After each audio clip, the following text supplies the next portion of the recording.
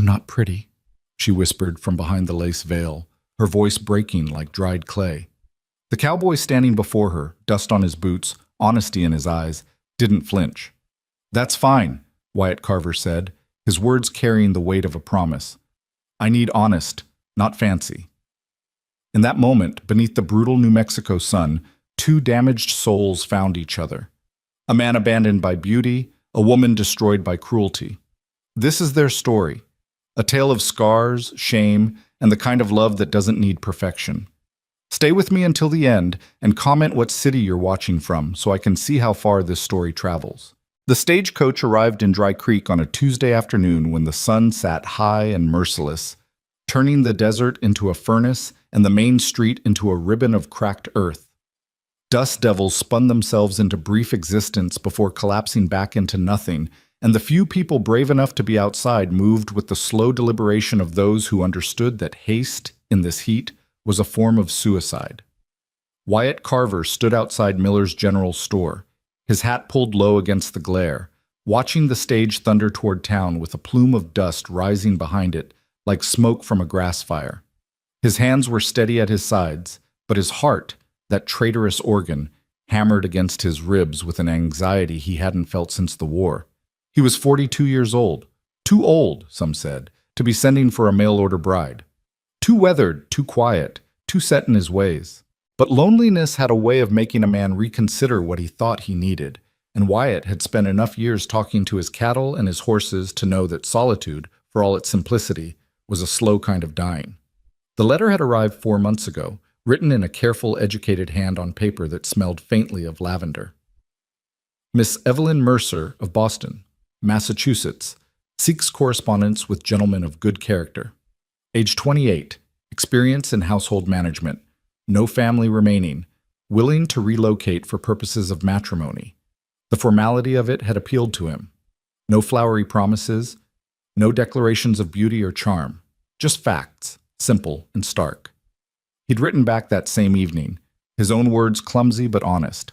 I am a cattleman. My ranch is small but profitable. I live simply and work hard. I cannot offer luxury, but I can offer respect and provision. If this suits you, I would be honored to make your acquaintance. 3 months of letters had followed. Hers were always proper, always careful, filled with observations about weather and books and the changing seasons. She never spoke of her past beyond the barest facts. Orphaned young, raised by an aunt who had recently passed, no prospects in Boston that would sustain her. She asked thoughtful questions about his land, his work, the territory. She never once mentioned her appearance, and neither did he. When he'd finally proposed, awkwardly, in a letter that took him 6 drafts to complete, her acceptance had been swift. I accept your offer of marriage. I will arrive on the afternoon stage, first Tuesday of September. I ask only that you not judge me too harshly when we meet. Yours in hope, Evelyn Mercer. That last line had puzzled him. Not judge her harshly? What did that mean? Now, as the stage rolled to a stop in front of the hotel, and Hank Peterson climbed down from the driver's box with his usual string of curses about the heat and the road, Wyatt felt his mouth go dry. Got your bride here, Carver, Hank called out, loud enough that heads turned up and down the street. Special delivery from Boston, Massachusetts. Wyatt moved forward, conscious of the eyes watching from windows and doorways. Dry Creek was small enough that anything unusual became entertainment, and a mail-order bride was about as unusual as it got. The stage door swung open, and Hank extended a hand to help the passenger descend. The woman who emerged wore a traveling dress of dark blue wool, impractical for the heat, Wyatt thought absently, and carried a single worn carpet bag. But it was her face, or rather, the lack of it, that stopped him cold. A veil of delicate black lace covered her entirely from the crown of her head to below her chin, secured by pins to a simple bonnet. Through the intricate pattern, he could make out the suggestion of features, the curve of a cheek, the shadow of a mouth, but nothing distinct, nothing real. She stood very still on the bottom step of the stage, one gloved hand gripping the doorframe as if she might collapse without its support. Even through the veil, he could sense her fear. Miss Mercer? His voice came out rougher than he intended. She turned toward him, and though he couldn't see her eyes clearly, he felt the weight of her gaze. Mr. Carver. Her voice was soft, cultured, with the precise diction of someone educated in the East. It trembled slightly, like a wire pulled too tight. Yes. He cleared his throat, suddenly aware that he was staring. Welcome to Dry Creek. Thank you. An awkward silence stretched between them while Hank unloaded her trunk, larger than the carpet bag but still modest, and set it in the dust with a thump. Behind them, Wyatt could hear the whispers starting already. Mrs. Henderson from the millinery, old Samuel from the livery, the Pritchard twins who never missed an opportunity for gossip. Is she disfigured? Maybe she's hiding because she's playing. Lord, what did Carver get himself into? Wyatt's jaw tightened, but he kept his eyes on the woman before him. She hadn't moved from the step, and he realized with a start that she was waiting for him to reject her, perhaps, waiting for him to tear away the veil and expose whatever she was hiding. He did neither. Instead, he reached down and picked up her trunk with one hand, her carpet bag with the other. My wagon's just down the way. It's not much of a ride to the ranch, about an hour. There's water in the canteen if you're thirsty. For a long moment, she didn't respond. Then slowly, she descended the final step and stood on the dusty street of Dry Creek, New Mexico territory, looking small and lost and utterly alone. Mr. Carver, Her hands twisted together at her waist. I must tell you something before we go any further. He waited. She lifted her chin slightly, a gesture of defiance that seemed to cost her. I am not what you might have expected. I am not... Her voice dropped to barely a whisper. I'm not pretty. The words hung in the hot air between them. Around them, the whispers grew louder, more eager. This was better than they'd hoped, actual drama, playing out right in front of the hotel. Wyatt set down the trunk and the bag. He took a step closer to her, close enough that he could see the way her shoulders tensed, the way her breathing quickened with what he recognized as terror. Miss Mercer, he said quietly, his voice low enough that only she could hear. I sent for a wife, not a painting. I need someone who can be honest with me, who can work beside me, who can make a life in a hard place. He paused, choosing his words carefully. I don't need fancy. I need real. If you can give me that, then what you look like under that veil doesn't matter one bit. He saw her hands loosen slightly, saw the rigid line of her shoulders soften by a fraction. But no. His voice was gentle but firm. We can talk about it later if you want to, or never, if you prefer. But right now, I'm just going to take you home. Home. The word seemed to strike her physically. He saw her sway slightly, as if the weight of it was too much. She drew a shaky breath. You don't want to see? He understood what she was asking. Part of him was curious, he couldn't deny that. But a larger part, the part that remembered his own wounds, his own shame, knew that whatever she was hiding, she had her reasons. Not unless you want to show me, he said. And not here, with half the town watching like it's a Sunday social. He picked up her belongings again and gestured toward the wagon. Come on, let's get you out of this heat. She followed him, moving with the careful steps of someone walking through a dream, or a nightmare. He loaded her trunk into the back of the wagon, then turned to help her up onto the seat. When his hand closed around her elbow, gently, respectfully, over the fabric of her sleeve, she flinched so violently that she nearly fell. I'm sorry, she gasped. I'm sorry, I didn't mean... It's all right. He kept his voice calm, kept his movements slow and obvious. I'm just going to help you up, that's all.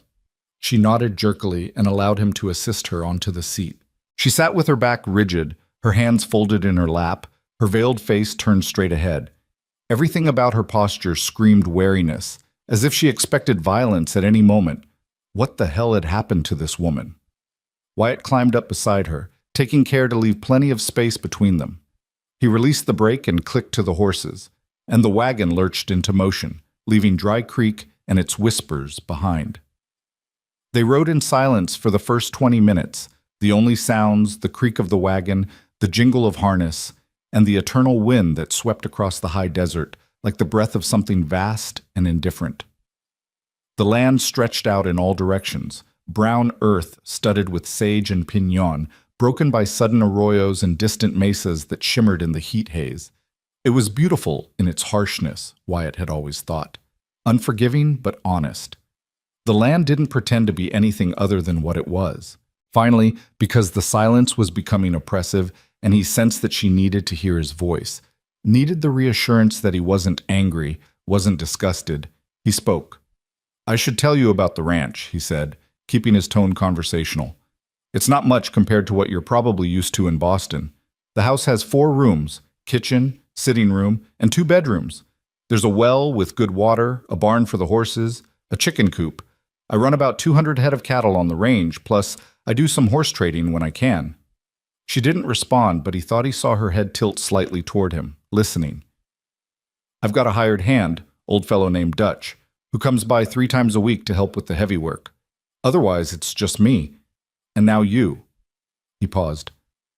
"I know it's not what you're accustomed to. It's isolated. The nearest neighbor is 4 miles south. Town is 10 miles north, as you've seen. In winter, sometimes we get snowed in for weeks at a time." Still nothing. "I guess what I'm trying to say is, it's a lonely place. I won't lie about that. But it's peaceful, too. The sky opens up so wide at night you feel like you could fall into it. The stars are clearer than you've ever seen. And in spring, when the rain comes, wildflowers cover the hills like somebody threw down a blanket of color." He risked a glance at her. She was still staring straight ahead, but her hands had loosened slightly in her lap. "I'm not good with words," he admitted. "Never have been. My first wife used to say I could go 3 days without speaking and not even notice." He stopped, surprised at himself. He hadn't meant to mention Margaret. "Your first wife?" Her voice was barely audible under the rattle of the wagon, but there was something in it, not jealousy, but careful interest. "Margaret. We married when I was 23. She died in childbirth 6 years later. The baby, too."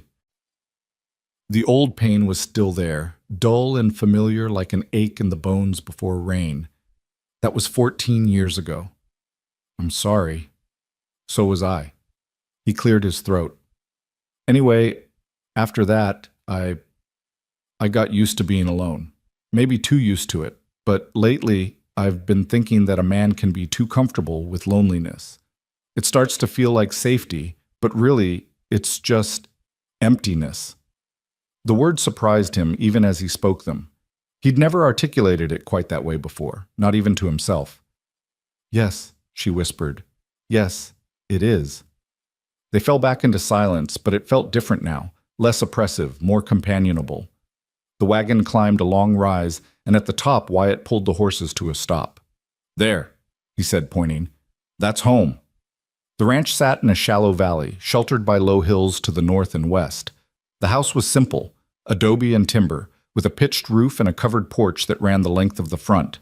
The barn stood behind it, weathered but solid. A windmill turned lazily in the breeze, pumping water into a stock tank where a few cattle stood in the shade. It wasn't much, but he'd built most of it with his own hands, and he was proud of it in a quiet way. Beside him, Evelyn was motionless for a long moment. Then she said, so softly he almost missed it, "It's perfect." Something in his chest loosened at those words. "I'm glad you think so."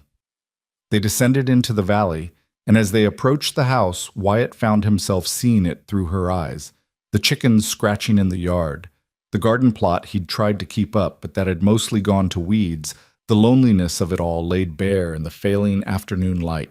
He pulled the wagon to a stop in front of the porch and set the brake. "Well, here we are." She didn't move. "Miss Mercer? I need to ask you something." Her voice was steadier now, but still quiet. "And I need you to answer me honestly." "All right. Why did you send for a bride? Truly?" He considered the question, turning it over in his mind. He could give her platitudes, say he wanted children, wanted someone to cook and clean, wanted the respectability of marriage. All of those things were partly true, but she'd asked for honesty, and honesty was what he'd promised. "Because I was tired of talking to ghosts," he said finally. "Tired of living in a house that was more tomb than home. Tired of measuring my life in seasons and cattle counts, and days that bled into each other until I couldn't remember what month it was." He met her veiled gaze. I wanted to know what it felt like to matter to someone again. To have someone to come home to build something with another person instead of just maintaining what's already there. He stopped, feeling foolish. That probably sounds... No. Her voice was fierce suddenly, vibrant with emotion. No, it sounds real. Your turn, he said. Why did you answer my advertisement? Her hands twisted in her lap again, that nervous gesture he was beginning to recognize.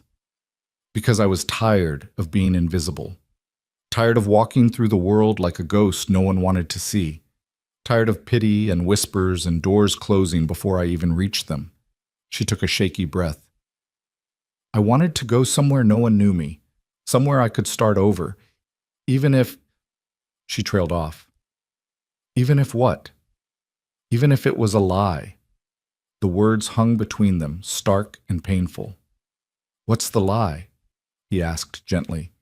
That I could be a normal wife, that I could give you what you need, that I could be... She made a sound that might have been a laugh or a sob. That I could be someone worth loving. Wyatt climbed down from the wagon and walked around to her side. He stood there, looking up at her, this veiled woman who had traveled halfway across the country to marry a stranger because both of them were too broken to fit anywhere else. Miss Mercer, Evelyn, I'm going to tell you something, and I need you to believe it.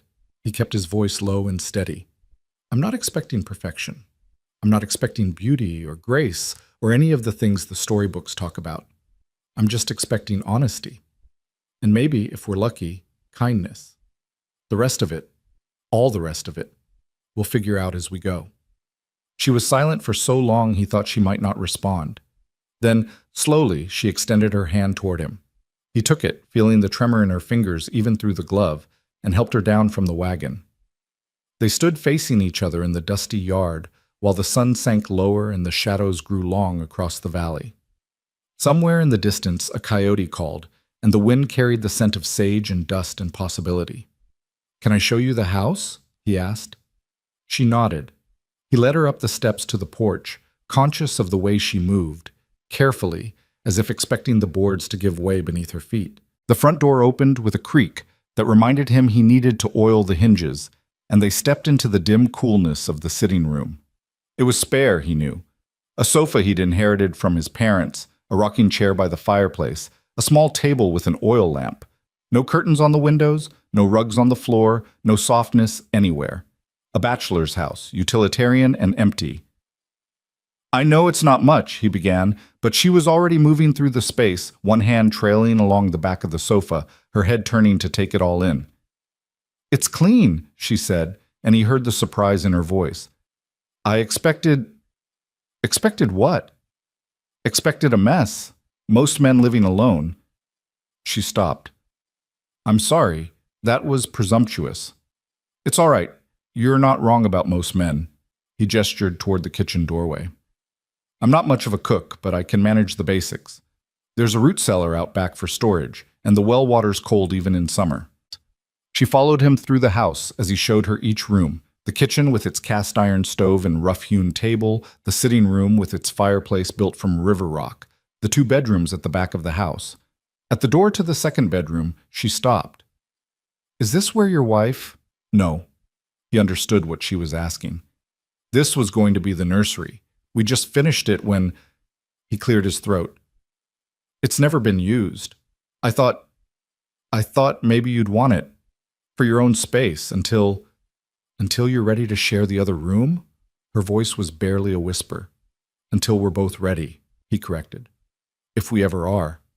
And if we're not, that's fine too. I didn't bring you here to force anything. We can take this as slow as we need to. He saw her shoulders shake slightly and realized with alarm that she was crying, silent tears that soaked into the veil without falling. Hey now! He reached toward her instinctively, then stopped himself. What's wrong? Nothing's wrong. Her voice was thick with emotion. That's just the first time anyone has ever asked what I needed instead of just taking. The words hit him like a fist to the gut. He wanted to ask what she meant, wanted to know who had hurt her and how, but he held back. There would be time for those stories later when she trusted him enough to share them, if she ever did. Well, he said, aiming for lightness, you're safe here. Whatever happened before, whatever you're running from, it doesn't matter. This is a new start. For both of us. She nodded, wiping at her eyes beneath the veil. Thank you. Don't thank me yet. You haven't tasted my cooking. That earned him a small, wet laugh, and he felt an absurd sense of victory. They stood in the narrow hallway, not quite strangers anymore, but not yet anything more, while the light faded outside and the house settled around them with small creaks and sighs. I should get your things, Wyatt said finally, and start some supper. Nothing fancy, just beans and cornbread, but it'll fill you up. Can I help? You've been traveling all day. You should rest. Please. There was something desperate in the word. I need to be useful. I need to do something with my hands, or I'll... She didn't finish the sentence. All right, he said gently. You can help. They worked together in the kitchen as twilight fell, moving around each other with the awkwardness of strangers learning a new dance. She wouldn't let him see her eat, said she wasn't hungry, though he didn't believe her, but she laid the table and sliced the cornbread and moved through the space with an efficiency that spoke of long practice. You're good at this, he observed. I kept house for my aunt for 12 years. After she died, I worked briefly for a family in Boston, caring for their children. She paused. Until what? Until the father decided I was too unsettling to have around the children because of my face. The casual cruelty of it made his hand still over the pot of beans.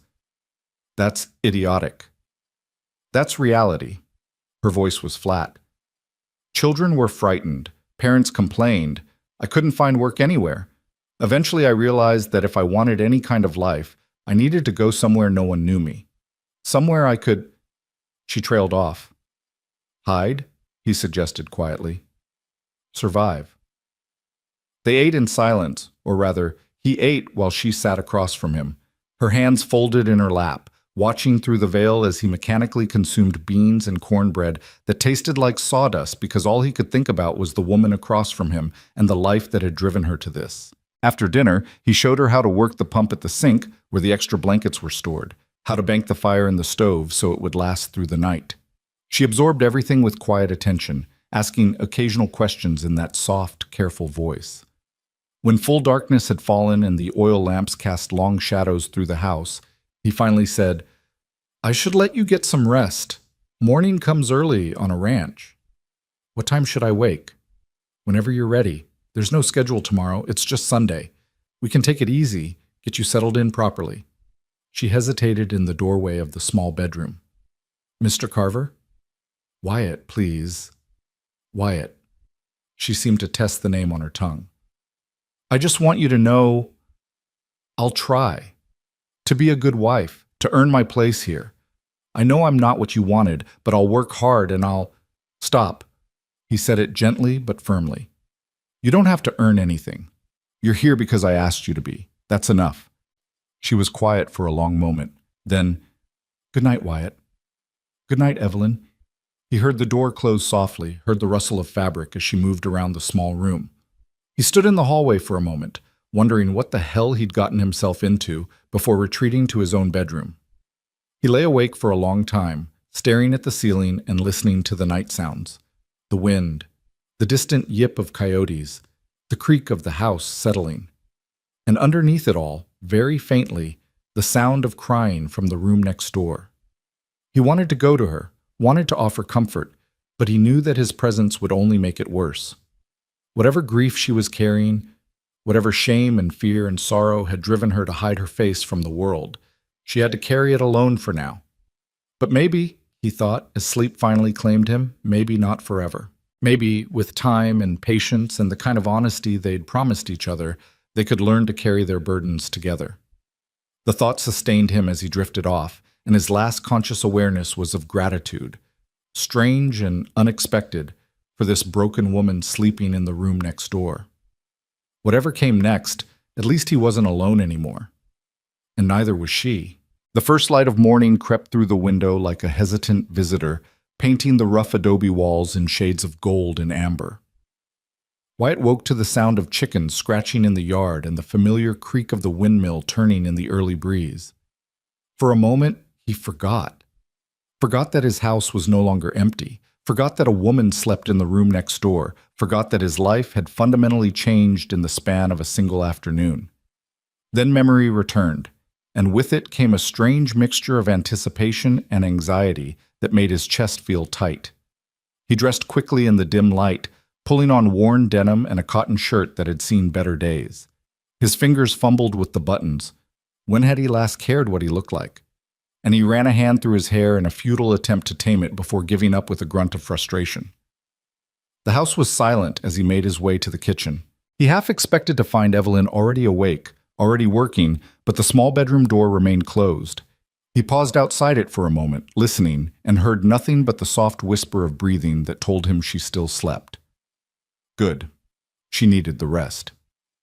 He moved quietly through the kitchen, starting the fire in the stove with practiced efficiency, filling the coffee pot with water from the pump.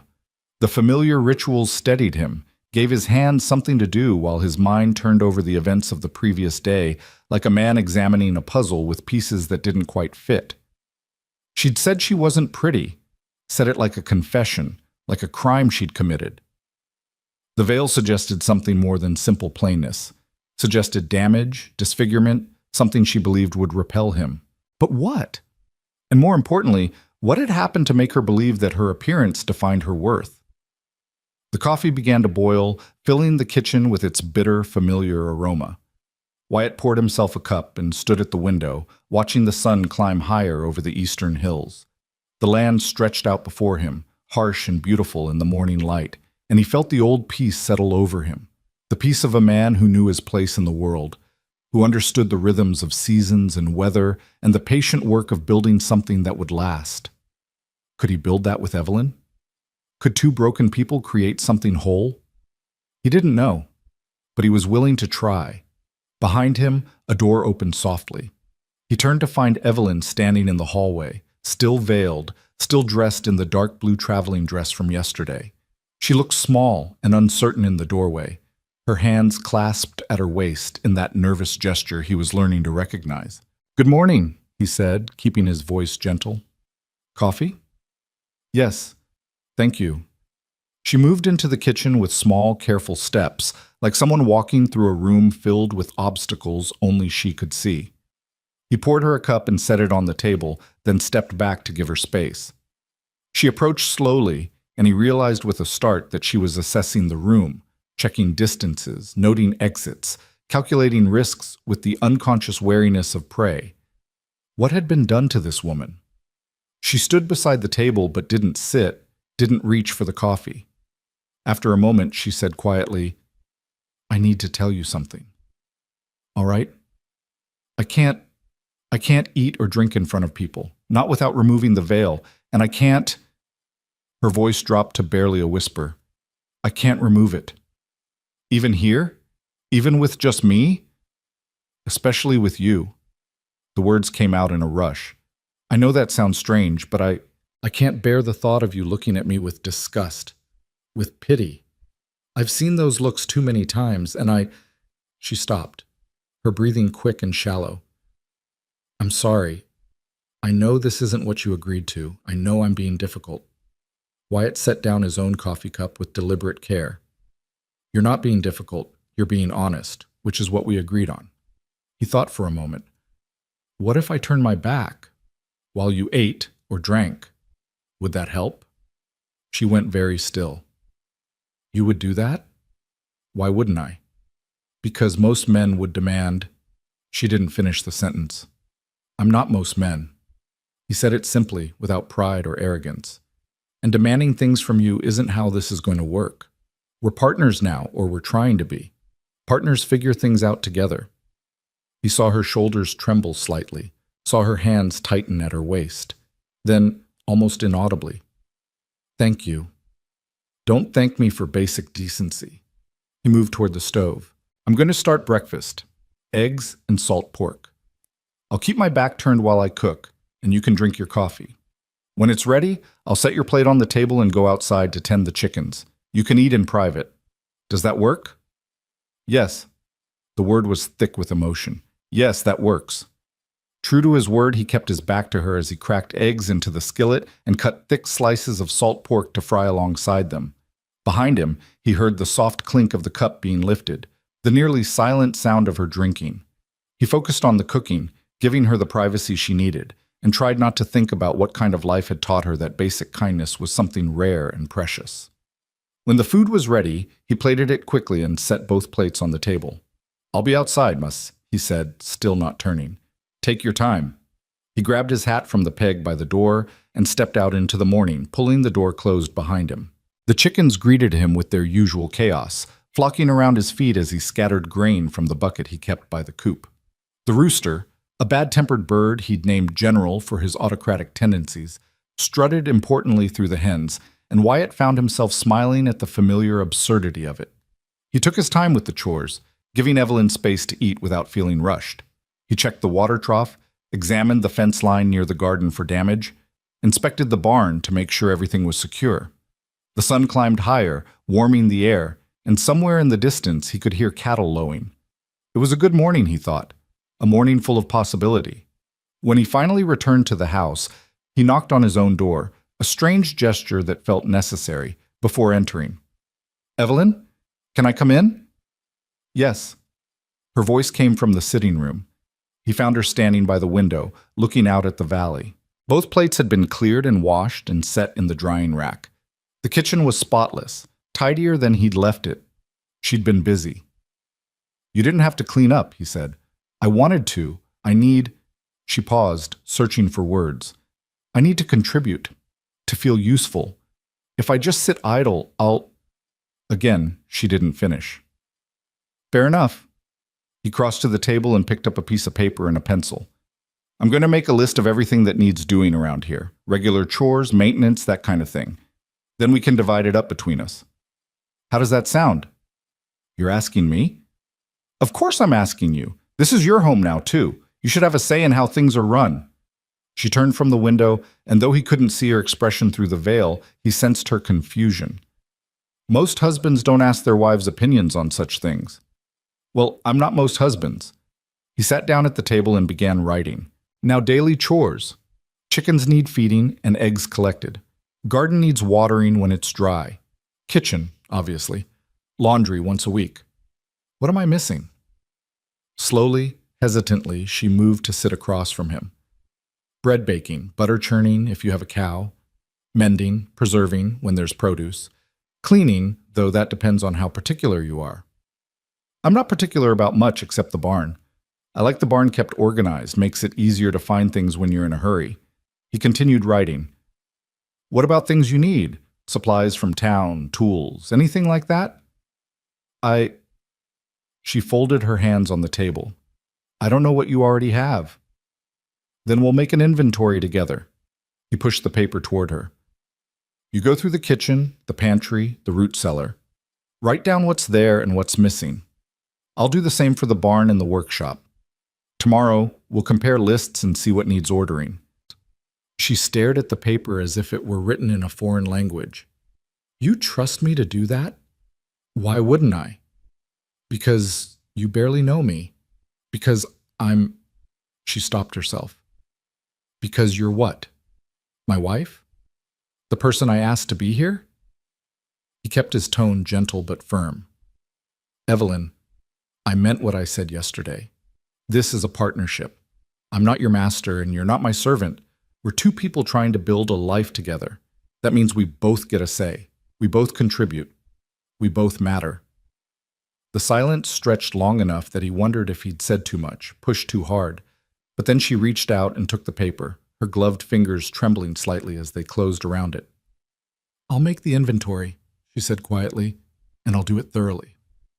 I know you will. They spent the rest of the morning working separately but in tandem, him in the barn and outbuildings, her in the house. He could hear her moving through the rooms, opening cabinets and drawers, her footsteps soft but steady.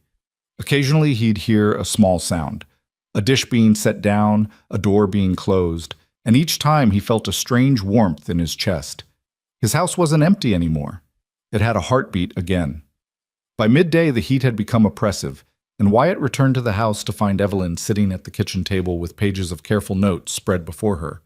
Her handwriting was neat and precise, each item listed with attention to detail that spoke of an organized mind. "You've been thorough," he observed, scanning the lists. "You're low on flour and sugar, out of cinnamon completely. The coffee's nearly gone. You have plenty of beans and salt pork, but no fresh meat, no vegetables except what's struggling in the garden, no butter, no milk, no cheese." She tapped the paper. "You've been living like a hermit." He had the grace to look embarrassed. "I tend to forget about things like cinnamon and vegetables, and anything that requires more effort than opening a can or a jar." Her tone was gentle, but there was a hint of amusement in it that made him smile. "Guilty as charged. We'll need to place a substantial order in town, or—" She hesitated. "Do you have a milk cow? Chickens lay eggs, but for butter and cheese, you need—" "I know what I need." He scratched his jaw. "I used to have a cow. Sold her after Margaret died.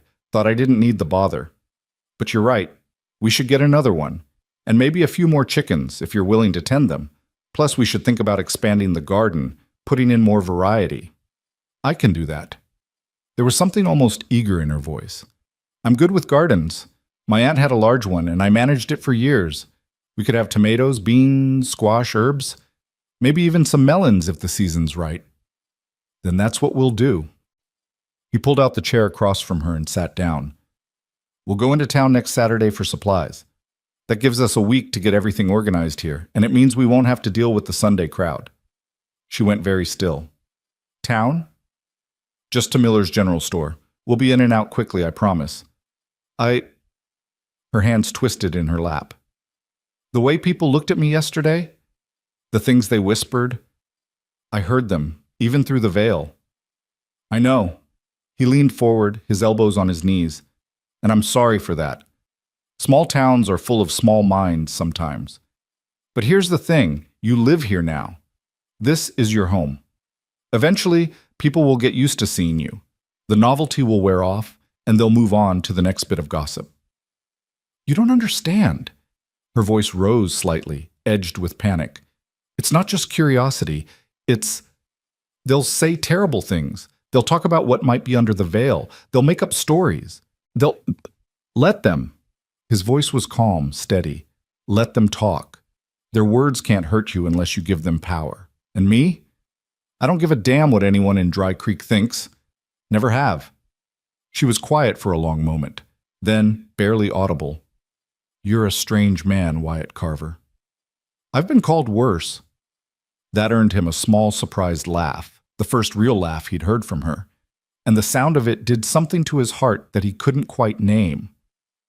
The afternoon passed in a comfortable rhythm. Wyatt worked on repairing a section of fence that had been damaged in the last windstorm, while Evelyn, after some coaxing, agreed to rest in the shade of the porch with a book he'd dug out from somewhere in his bedroom. He glanced back at the house occasionally and saw her sitting in the rocking chair, still veiled, the book open in her lap. She looked small there, dwarfed by the vastness of the landscape, but she also looked not peaceful exactly, but less tense than she'd been, as if the silence and space of the ranch were beginning to work their way into her bones.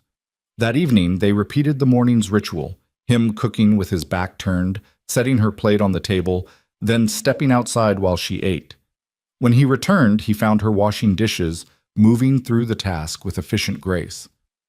"I was thinking," he said, hanging his hat on the peg, "that maybe tomorrow we could start working on the garden. Get it cleared out properly, figure out where to plant what, if you're feeling up to it." "I'd like that." She dried the last dish and set it carefully in the cupboard. "I'd like that very much." They sat together in the sitting room as darkness fell, Wyatt in his chair by the fireplace, Evelyn on the sofa with her hands folded in her lap. He whittled absently at a piece of wood, letting the shavings fall into a small pile at his feet, while she sat in silence and watched the last light fade from the windows. After a while he began to hum, low and tuneless, just something to fill the quiet. It was an old habit from his solitary years, something he did without thinking. "What song is that?" she asked suddenly. He stopped, surprised. "I don't know that it's any song, just something I do. It's nice, peaceful. My mother used to hum while she worked. I guess I picked it up from her." He resumed the quiet melody. "She said it kept the loneliness away." "Does it work?" He considered. Sometimes, not always. No, she agreed softly. Not always. They lapsed back into silence, but it was a shared silence now, companionable rather than awkward. Outside, a coyote called, and another answered from across the valley. The wind picked up, rattling the shutters slightly, and Wyatt rose to check that everything was secured for the night. I should let you rest, he said finally. Tomorrow's going to be a full day if we're tackling that garden. She stood, smoothing her skirts. Wyatt? Yes? Thank you.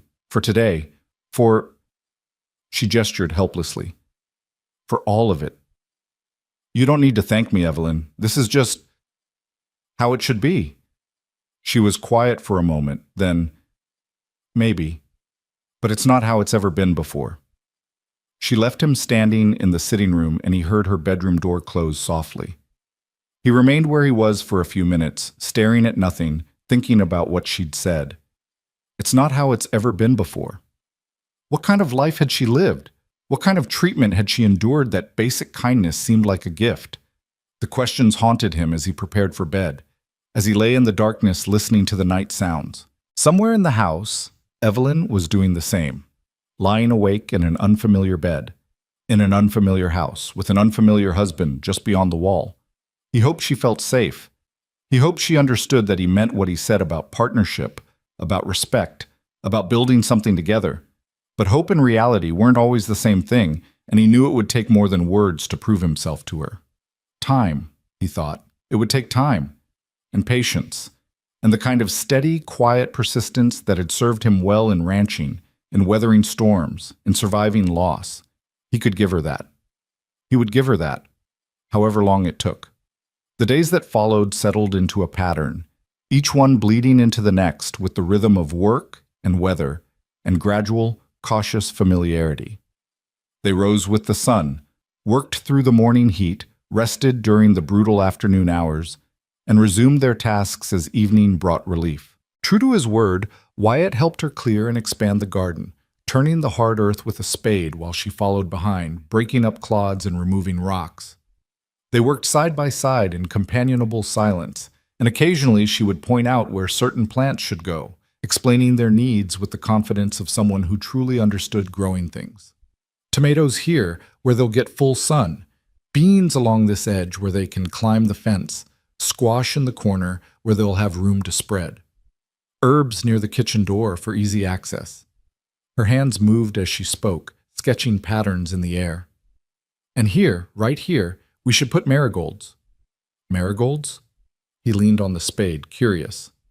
Those are flowers, not food. They keep pests away. Plant them around the vegetables and you'll have fewer problems with insects. She knelt in the dirt, her dress already dusty despite her attempts to keep it clean. My aunt taught me that. She said every garden needs beauty as well as bounty. Smart woman, your aunt. She was. Evelyn's voice softened. Stern, but fair. She took me in when no one else would. After... She stopped abruptly, and Wyatt knew better than to push. Instead, he just said, She sounds like someone I would have liked. You would have. She rose, brushing dirt from her gloves. She didn't judge people by their faces. She said character was the only thing worth measuring. I agree with her. They returned to work, and Wyatt found himself watching her when he thought she wasn't looking. The veil never came off, not even in the heat, not even when sweat dampened the fabric and made it cling to her face. She must have been suffocating under there, but she never complained, never gave any indication that she was uncomfortable. What would it take, he wondered, for her to trust him enough to remove it? In the evenings, after the work was done and supper had been eaten in their usual arrangement, him facing away, her dining in private, they would sit together in the sitting room. Wyatt had taken to reading aloud from the few books he owned, mostly because the silence sometimes felt too heavy, and he sensed that she needed the sound of his voice even if she didn't say so. She was an attentive listener, occasionally asking questions or making observations that revealed a sharp, educated mind. On the third evening, when he finished a chapter from a collection of Hawthorne's stories, she said quietly, You read well, better than most. I like stories. He closed the book and set it aside. Always have. When I was a boy, I used to sneak into my father's study and read by candlelight when I was supposed to be sleeping. Got caught more times than I can count. What did your father do when he caught you? Lectured me about wasting candles and neglecting my chores. He smiled at the memory. Then he'd leave a fresh candle on my nightstand the next day. Never said a word about it, but the message was clear. If you're going to disobey, at least don't burn the house down doing it. He heard her laugh, soft and genuine, and the sound made something in his chest loosen. Your father sounds like a good man. He was. Died when I was 19. Fever took him in less than a week. The old grief was there, familiar and dull. My mother followed 6 months later. Broken heart, the doctor said, though he wrote pneumonia on the death certificate. I'm sorry. It was a long time ago. He paused. But I think about them sometimes. Wonder what they'd make of all this. Of me, sending for a mail-order bride at my age. What do you think they'd say? He considered. My mother would say I waited too long to let myself be happy again. My father would say I was being practical, which in his book was the highest compliment. He glanced at her shadowed form on the sofa. What about your parents? You said you were orphaned young.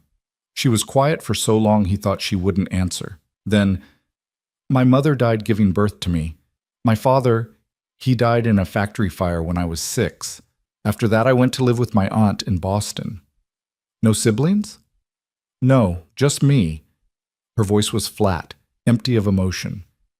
Just me and my aunt until she died 3 years ago. Must have been lonely. Yes. The single word carried a weight of sorrow that made his throat tight. Yes, it was. They sat in silence after that, the shadows deepening around them, and Wyatt found himself wanting to offer comfort, but not knowing how. Physical touch was clearly out of the question, and words seemed inadequate to address the depth of loneliness he heard in her voice. So he did the only thing he could think of. He started humming again, that low, wordless melody that his mother had taught him, the one that was supposed to keep the loneliness at bay. After a moment, he heard Evelyn's breathing slow and deepen, heard the tension leave her body as she relaxed into the sofa. She didn't say anything, didn't thank him, but he knew she understood. Sometimes music said what words couldn't. By the end of the week, the garden was taking shape. Neat rows marked out with string, the soil turned and ready for planting. Wyatt had ridden into town alone on Thursday, returning with seeds and seedlings, a young milk cow named Bess, and an assortment of supplies that Evelyn had requested. He'd also picked up something else, something he kept hidden in his saddlebag until the right moment. That moment came on Friday evening, after supper, when he found Evelyn standing on the porch watching the sunset. She did that often, he'd noticed, stood very still, her face turned toward the fading light, as if she were trying to absorb every last bit of warmth before darkness fell. I got you something, he said, coming to stand beside her. In town. She turned and he thought he saw surprise in the tilt of her head. You didn't need to do that. I wanted to. He pulled out a small bundle wrapped in brown paper. It's not much, but I thought, well, here. She took the package with careful hands and unwrapped it slowly.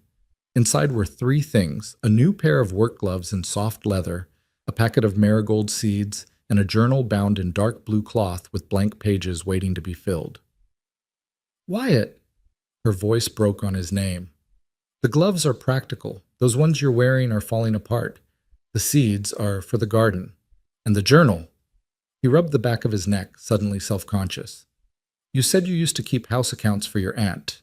I thought maybe you'd like to keep track of things here too, or use it for whatever you want. Recipes, notes, thoughts, whatever. She stood frozen, staring down at the gifts, and he couldn't tell if she was pleased or upset or something else entirely. Then, slowly, she set the items on the porch rail and turned to him. No one's ever... She stopped, started again. In all my life, no one has ever given me gifts just because they wanted to, just to be kind. Well, that's a damn shame. He said it gruffly, uncomfortable with the emotion in her voice. You deserve kindness, Evelyn. You deserve a lot of things you probably haven't gotten. I don't know what I did to deserve you. The words stunned him into silence. Before he could formulate a response, she'd gathered up her gifts and hurried back into the house, leaving him standing alone on the porch in the gathering darkness. He stayed there for a long time, listening to the night sounds and trying to understand what had just happened. She'd seemed genuinely overwhelmed by such simple gifts, as if basic thoughtfulness was foreign to her. What kind of men had she known before him? What kind of life had taught her that she wasn't worthy of small kindnesses? The questions circled in his mind like vultures, and with them came a quiet, burning anger. Not at her, never at her, but at whoever had made her believe she was less than she was. But anger wouldn't help her. Only time would. Time and patience, and proving through 1,000 small actions that she was valued here, that she mattered, that she was more than whatever shame she carried beneath that veil. He could do that. He would do that, however long it took.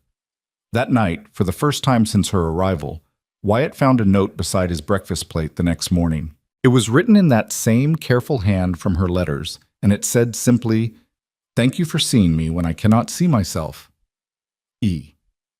He read it 3 times, then carefully folded it and tucked it into his shirt pocket right over his heart.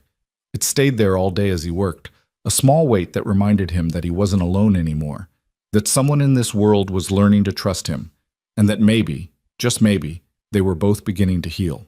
The note remained in Wyatt's pocket through the following week, growing soft with handling, the creases deepening each time he unfolded it to read those simple words again. He found himself reaching for it during quiet moments, while mending fence, while grooming the horses, while lying awake in the darkness listening to the wind test the corners of the house. Each time the message was the same, and each time it steadied something restless inside him. Thank you for seeing me when I cannot see myself.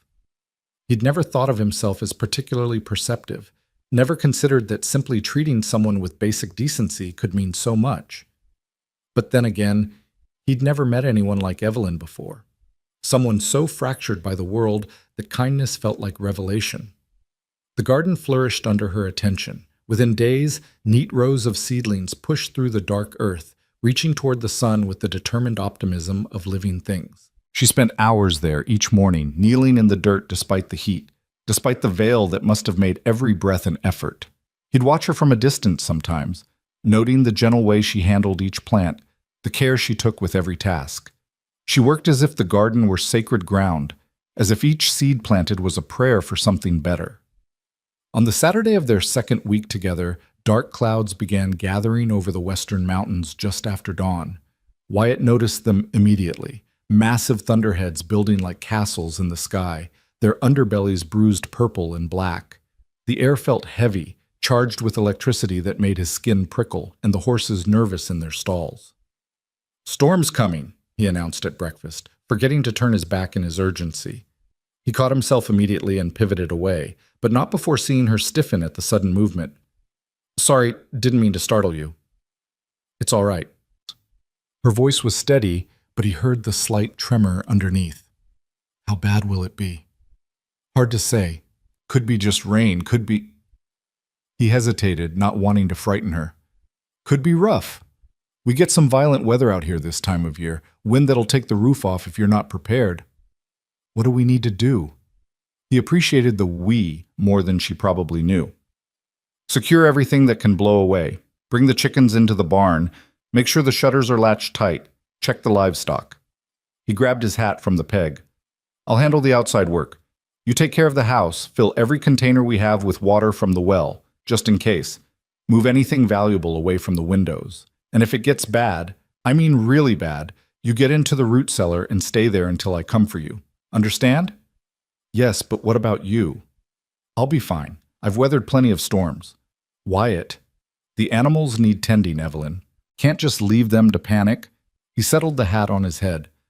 "I know what I'm doing. Just promise me you'll get to safety if things go sideways." She was silent for a moment, then, "I promise if you promise." "Fair enough." He allowed himself a small smile, even though she couldn't see it. "Fair enough." By mid-morning, the temperature had dropped 20 degrees and the wind had picked up, gusting hard enough to rattle the shutters and send dust devils spinning across the yard. Wyatt worked steadily, moving from task to task with practiced efficiency. He secured the barn doors, reinforced the chicken coop, brought in tools and equipment that could become projectiles in high wind. The cattle had already moved to the sheltered side of the hills, following their instincts to find protection. Inside the house, Evelyn filled buckets and basins with water, moved furniture, checked and rechecked the shutters. He could see her through the window, moving with quick purpose, and felt a surge of gratitude that she wasn't the type to dissolve into hysterics. She was steady, strong. Despite everything that frightened her, despite the veil and the secrets and the shame, she was fundamentally brave. The first raindrops fell just before noon, fat and heavy, striking the dust with audible impacts. Within minutes, it was a downpour, sheets of water driven almost horizontal by the wind. Thunder rolled across the valley like artillery fire, and lightning split the darkened sky with brilliant white cracks that left afterimages on his vision. Wyatt was in the barn, calming the horses. They hated storms, always had, when he heard it. A sound like a train approaching, low and ominous, building in volume until it drowned out even the thunder. Wind, serious wind. He just started toward the barn doors when they exploded inward, one hinge tearing loose completely. The wind howled through the opening like a living thing, sending hay swirling, making the horses scream in terror. And in that wind he heard something else, a crack, sharp and definite, followed by a groan of stressed timber. The roof. He looked up just as a section of it tore away, exposing the loft to the driving rain. Water poured in immediately, and with it came more wind, more chaos. The horses were wild now, throwing themselves against their stall doors, eyes rolling white with fear. "Easy!" he shouted, knowing they couldn't hear him over the storm. "Easy, damn it!" He lunged for the nearest stall. Thunder, his oldest gelding, the one who'd carried him through more miles than he could count, and managed to get the door open. The horse bolted immediately, nearly trampling him in its panic to escape the collapsing barn. He let it go, turned to the next stall, but the mare inside was beyond reason, slamming herself against the walls hard enough to splinter wood. Another crack overhead, more roof peeling away. He could see the sky now through the growing hole, could see debris flying past like leaves in autumn. This wasn't just a storm anymore. This was something catastrophic. He got the second stall open, then the third, focusing on getting the animals out before the whole structure came down. The wind screamed through the barn, ripping at his clothes, stealing his breath. Rain lashed his face, cold and sharp as needles. Above him, the remaining roof groaned ominously. He'd just reached for the latch on the fourth stall when he heard a voice, thin and nearly lost in the chaos, but unmistakably human. "Wyatt!"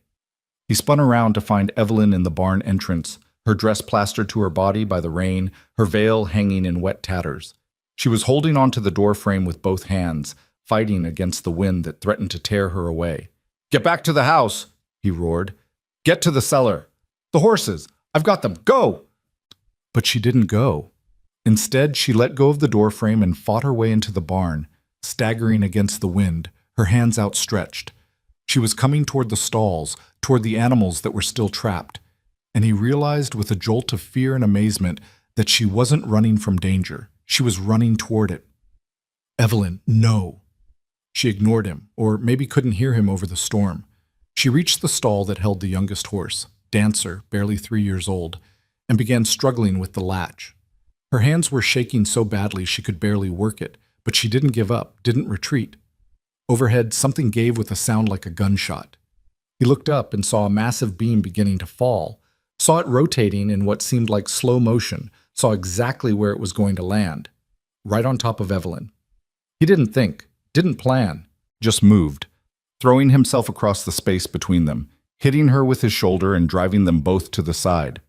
They went down hard in the mud and sodden hay, and he tried to cover her with his body, tried to shield her from what was coming. The beam crashed down where she'd been standing a second before, missing them by inches. It struck the edge of the stall door with a force that shook the ground, and in the impact, something else came loose. A section of tin roofing, sharp-edged and spinning, carried on the wind like a blade. Wyatt saw it coming. Tried to duck.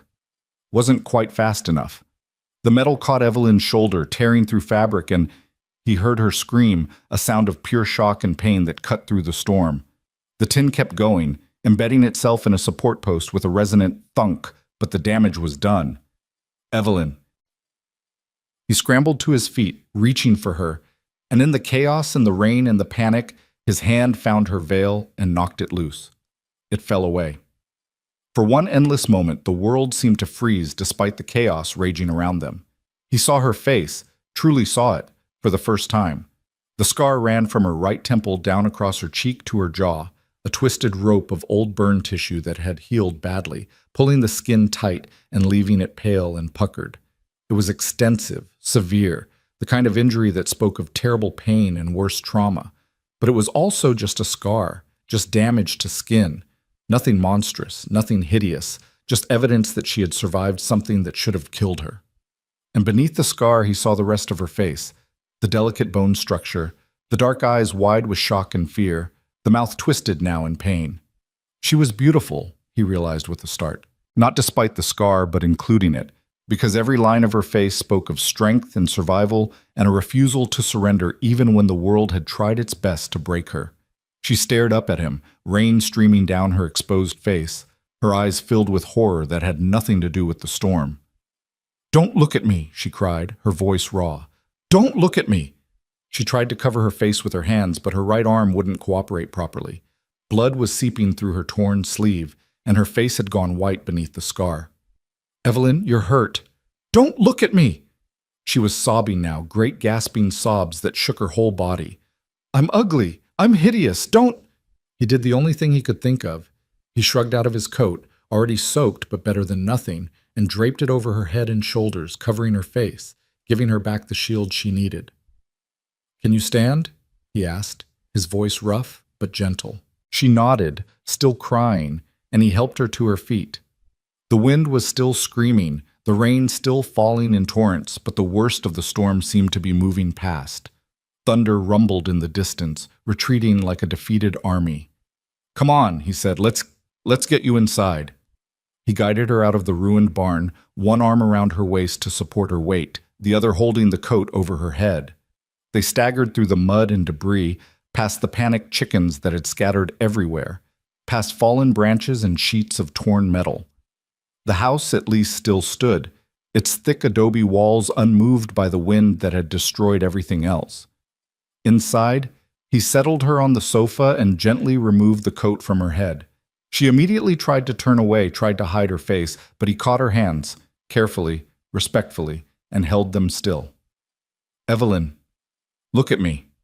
"No, please, no. Look at me." She slowly, reluctantly turned her face toward his. Tears streamed down her cheeks, mixing with the rainwater, and her eyes were full of such shame and fear that it made his chest ache. He looked at her, really looked at her, taking in every detail of that scarred face, and said quietly, "I need to see your shoulder. You're bleeding." "Wyatt? You think I care about a scar?" The words came out more forcefully than he'd intended. "You ran into a collapsing barn in the middle of a windstorm to save animals that weren't even yours yet. You could have been killed. You almost were killed." His voice softened. "You are the bravest person I've ever known, and a scar doesn't change that. Nothing changes that." She stared at him, her mouth opening and closing without sound, as if she couldn't quite process what he was saying. "Now," he said, releasing her hands and standing up, "I'm going to get the medical kit and some clean water. I need to look at that wound. Can you manage your dress, or do you need help?" I can manage? Good. I'll be right back." He left her there and went to gather supplies, giving her a moment of privacy to collect herself. His own hands were shaking, he realized, not from fear or exhaustion, but from the raw emotion of the last few minutes. He thought he was going to watch her die, thought that beam was going to crush her, that she'd be gone before he could reach her, that he'd lose someone else to violence and chance and the cruel randomness of the world.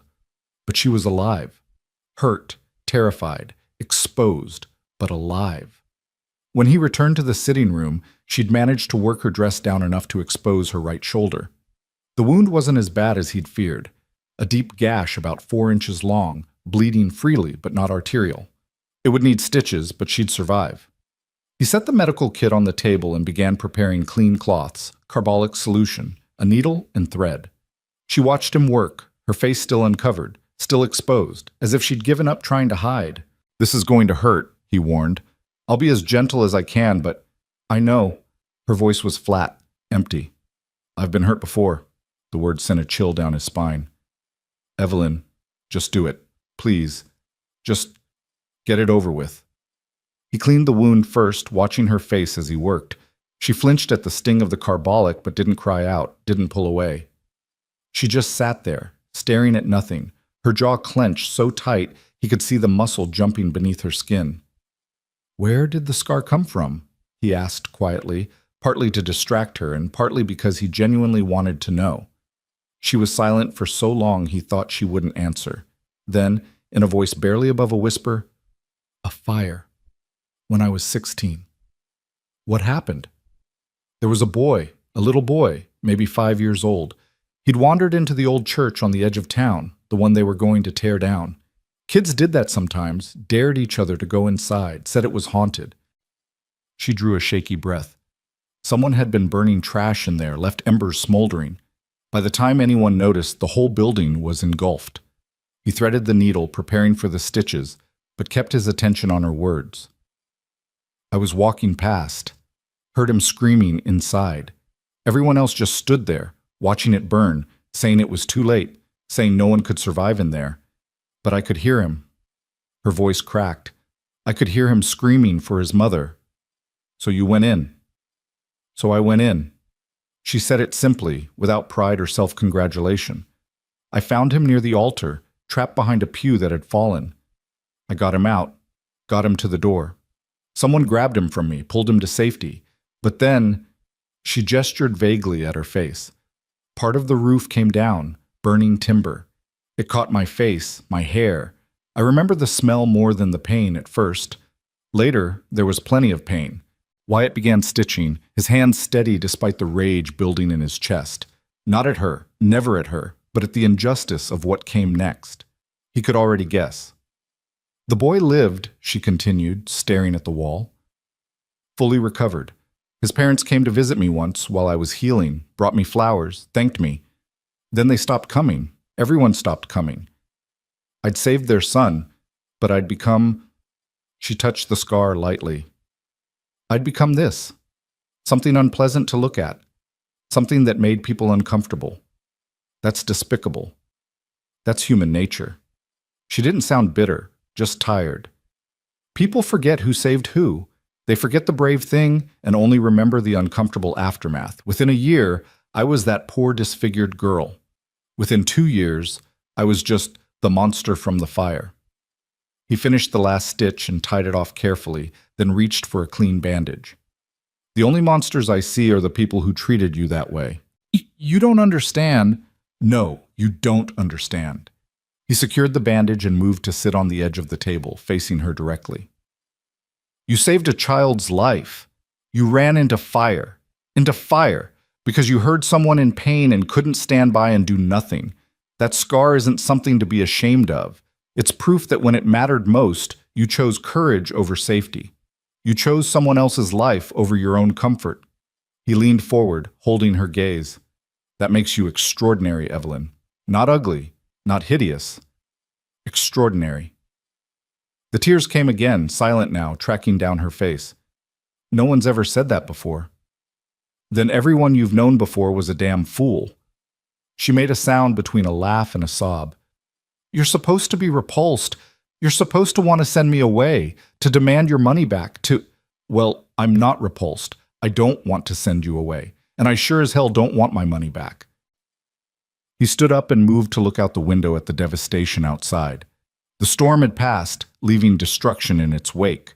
The barn roof half gone, debris everywhere, animals scattered across the valley. What I want is to clean up this mess.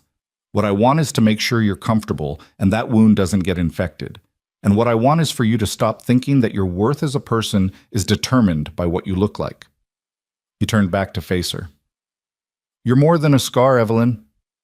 You're more than whatever damage was done to you. You're brave and you're kind and you're honest, and those are the things that matter. The rest is just... He gestured vaguely. Just decoration. Some people have it, some don't. It doesn't mean anything in the long run. She was staring at him as if he'd grown a second head. How can you say that? How can you look at me and not see... I see exactly what's there, he interrupted. I see a woman who's been through hell and came out the other side. I see someone who works hard and doesn't complain. I see someone who cares about a garden and chickens and whether the coffee is strong enough in the morning. He paused. I see my wife. That's what I see. The word wife seemed to hit her physically. She closed her eyes, more tears escaping, and wrapped her arms around herself. I don't know how to believe you. Then don't. Not yet. He moved toward the kitchen. Just give it time. Let me prove it to you through actions instead of words. Can you do that? I can try.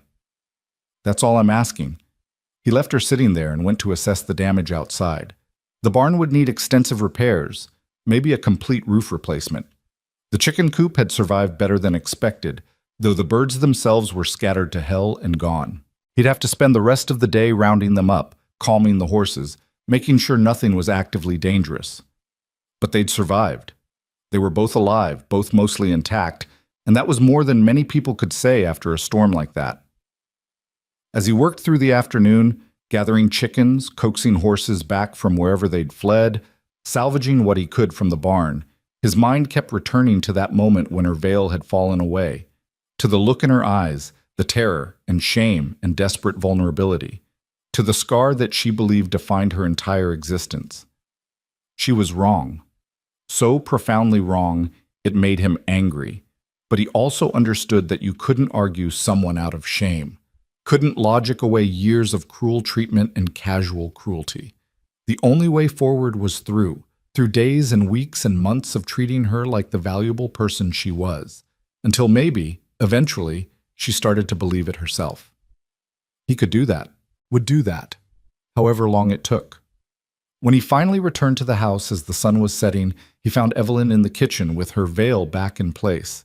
She'd changed into a clean dress and was attempting to make supper one-handed, her injured arm held carefully against her side. You should be resting, he said gently. I need to do something. I can't just sit. He understood that impulse intimately. All right, but let me help. They worked together in careful silence, moving around each other with the familiarity of people who'd shared space long enough to anticipate each other's movements. She didn't speak about what had happened, didn't acknowledge that he'd seen her face, and he didn't push. When it was time to eat, he turned his back as usual, giving her the privacy to lift her veil. Some things, he was learning, couldn't be rushed. That night, as he lay in bed listening to the house settle and the wind die down to nothing, he heard her door open quietly.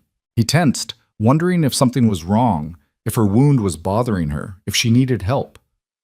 Soft footsteps in the hallway. A pause outside his door. Then, so quietly, he almost missed it. Thank you. Before he could respond, the footsteps retreated, and her door closed again. He stared at the ceiling in the darkness, that small word echoing in his mind. Thank you. Thank you for not being disgusted. Thank you for calling me brave. Thank you for seeing me. He didn't sleep much that night. Every time he closed his eyes, he saw that beam falling, saw the tin roofing spinning through the air, saw how close he'd come to losing her before he'd really had a chance to know her. The thought terrified him more than he wanted to admit. Somewhere in the past 2 weeks, Evelyn Mercer had stopped being just a mail-order bride, stopped being just a solution to loneliness. She'd become important, necessary, someone whose presence had changed the entire character of his life, who made the house feel like a home instead of a tomb. He couldn't lose that, couldn't lose her, which meant he needed to be more careful, needed to think ahead, needed to make sure she was safe even when danger came without warning. But more than that, he needed to help her see herself the way he saw her, not as damaged goods, not as something to be pitied or feared, but as someone extraordinary wearing a scar like a badge of honor. It wouldn't be easy. She'd spent years believing the lies that cruel people had told her, years thinking that her appearance defined her worth. But he had time. They both did. And he would use every day of it to prove to her that she was wrong about herself, that she was brave and valuable and worthy of love, even if, especially if, she couldn't see it yet. Morning came with a clarity that felt almost cruel after the violence of the storm. The sky stretched blue and endless, innocent as a child's eyes, giving no hint of the chaos it had unleashed just hours before. Wyatt woke to birdsong and the familiar creak of the windmill, and for a disoriented moment he wondered if he'd dreamed it all. The collapsing barn, the falling beam, Evelyn's face finally revealed in rain and terror. Then he heard her moving in the kitchen, heard the careful one-handed clatter of dishes being set out, and he knew it had been real. All of it. He dressed quickly and found her at the stove, still veiled, her right arm cradled against her body. She'd managed to start the fire and get coffee brewing, but he could see the strain in the set of her shoulders, the way she moved with careful deliberation to avoid jarring her injury. "You should have woken me," he said quietly. "I could have done this. I'm not helpless." Her voice was steady but distant, as if she'd retreated somewhere deep inside herself where his words from yesterday couldn't reach. "Never said you were. But you're hurt, and there's no shame in accepting help when you need it." She didn't respond, just continued her awkward one-handed work at the stove. He let it go, understanding that she needed time to process what had happened, needed space to rebuild whatever walls had come down in the storm. They ate breakfast in their usual arrangement, him facing away, her dining in privacy. But the silence felt different now. Heavier. Charged with everything that had been said and everything that remained unspoken. When the meal was finished and the dishes cleared, Wyatt pushed back from the table and said, "I need to go into town today." She went very still. "Why?" "Need to order lumber and supplies for the barn. Can't put it off." He paused. "Also need to let Doc Harrison know about your shoulder. Make sure it's healing properly. You might want to check those stitches in a few days." "I'm fine." "Evelyn, I said I'm fine." Her voice was sharper now, edged with something that sounded like panic. "You can't tell anyone what happened. You can't tell them you saw that I'm not going to announce it in the town square," he said gently. "But the doc needs to know you were injured in the storm. That's just practical." And when he asks how, when he wants to examine the wound, when people start asking questions about why I needed medical attention, her breathing had quickened, and he could see her hands trembling at her sides. "They'll want to know everything. They'll want details. Hey." He stood up slowly, keeping his movements obvious and non-threatening. "Nobody's going to force you to do anything you don't want to do. If you don't want Doc Harrison to see your face, we'll figure something else out. We'll manage the wound ourselves, change the dressings, watch for infection. It'll be fine." You don't understand what it's like." Her voice broke. "You don't know what people say, how they look at you, the way they whisper when they think you can't hear. Monster. Cursed. God's punishment. I've heard it all, Wyatt, every variation of disgust and pity and morbid curiosity, and I can't go through that again." He wanted to cross the room to her, wanted to offer physical comfort, but he held himself back. She was like a wild animal right now, poised for flight, and any sudden movement might send her bolting. "All right," he said quietly. "All right, you don't have to go anywhere. You don't have to see anyone. I'll handle the town, and we'll take care of your shoulder here. Does that work?" She nodded jerkily, and he saw her shoulders drop slightly with relief. "But Evelyn?" He waited until she turned toward him. "Eventually you're going to have to face people. You live here now. This is your home. You can't spend the rest of your life hiding in this house. Why not?" The question came out bitter and defeated. "What's out there for me except more cruelty? More people who see me as something broken and wrong?" "Maybe nothing," he admitted. "Maybe everyone in Dry Creek is exactly as small-minded as you fear, but maybe not. Maybe there are people out there who'll surprise you, who'll see past the scar to who you really are." That's a lot of maybes. It's all any of us have. He reached for his hat. "I'll be back by evening. There's fresh water in the pitcher, bread in the pantry, and please, for the love of God, don't try to do any heavy work with that arm. Just rest, read, sit on the porch. Let yourself heal." "Wyatt?" She stopped him as he reached for the door. "Be careful. Please." The concern in her voice made something warm bloom in his chest. "Always am." The ride into Dry Creek took longer than usual. He had to navigate around fallen branches and debris from the storm, and twice he had to dismount and clear the road himself before he could continue. The landscape looked raw and scoured, as if the storm had stripped away some essential layer and left everything exposed and vulnerable. He knew the feeling. Town was buzzing with activity when he arrived. people assessing damage, making repairs, sharing stories about the storm. The general store had lost part of its awning, and several windows along the main street had been shattered by flying debris. But overall, Dry Creek had fared better than his ranch. The buildings were sturdier, more protected by the surrounding hills. "Carver!" Miller called from the doorway of his store. "Heard you got hit pretty hard out your way. Barn took damage?" "Roof's half gone," Wyatt confirmed, dismounting and tying his horse to the rail. "Need to order lumber and tin, probably a few 100 feet of it." Miller whistled low. "That's not cheap." "Can't leave it as is. Animals need shelter, and another storm like that would finish the job." They spent the next 20 minutes going over specifications and prices, with Miller making notes in his ledger. Wyatt tried to focus on the practical matters at hand, but his mind kept drifting back to the ranch, to Evelyn alone in the house with her injured shoulder and her wounded pride. "Your new wife settling in all right?" Miller asked casually, but Wyatt heard the curiosity underneath. "Haven't seen her around since she arrived." "She's settling fine." "Still wearing that veil, I suppose?" Wyatt's jaw tightened. "Don't see how that's anyone's business but hers." "Now don't get prickly, just making conversation." Miller held up his hands in mock surrender. "Though folks are curious, you have to admit, woman shows up covered head to toe, never comes to town, never shows her face, it gets people talking." "Let them talk." Wyatt pulled out his wallet and counted bills onto the counter. "She's my wife, and she's entitled to her privacy. Anyone who has a problem with that can take it up with me directly." Miller's eyebrows rose at the steel in his tone, but he was smart enough to drop the subject. "Lumber should arrive end of next week. I'll send word when it's ready." "Appreciated." Wyatt was heading back to his horse when he heard a familiar voice call his name.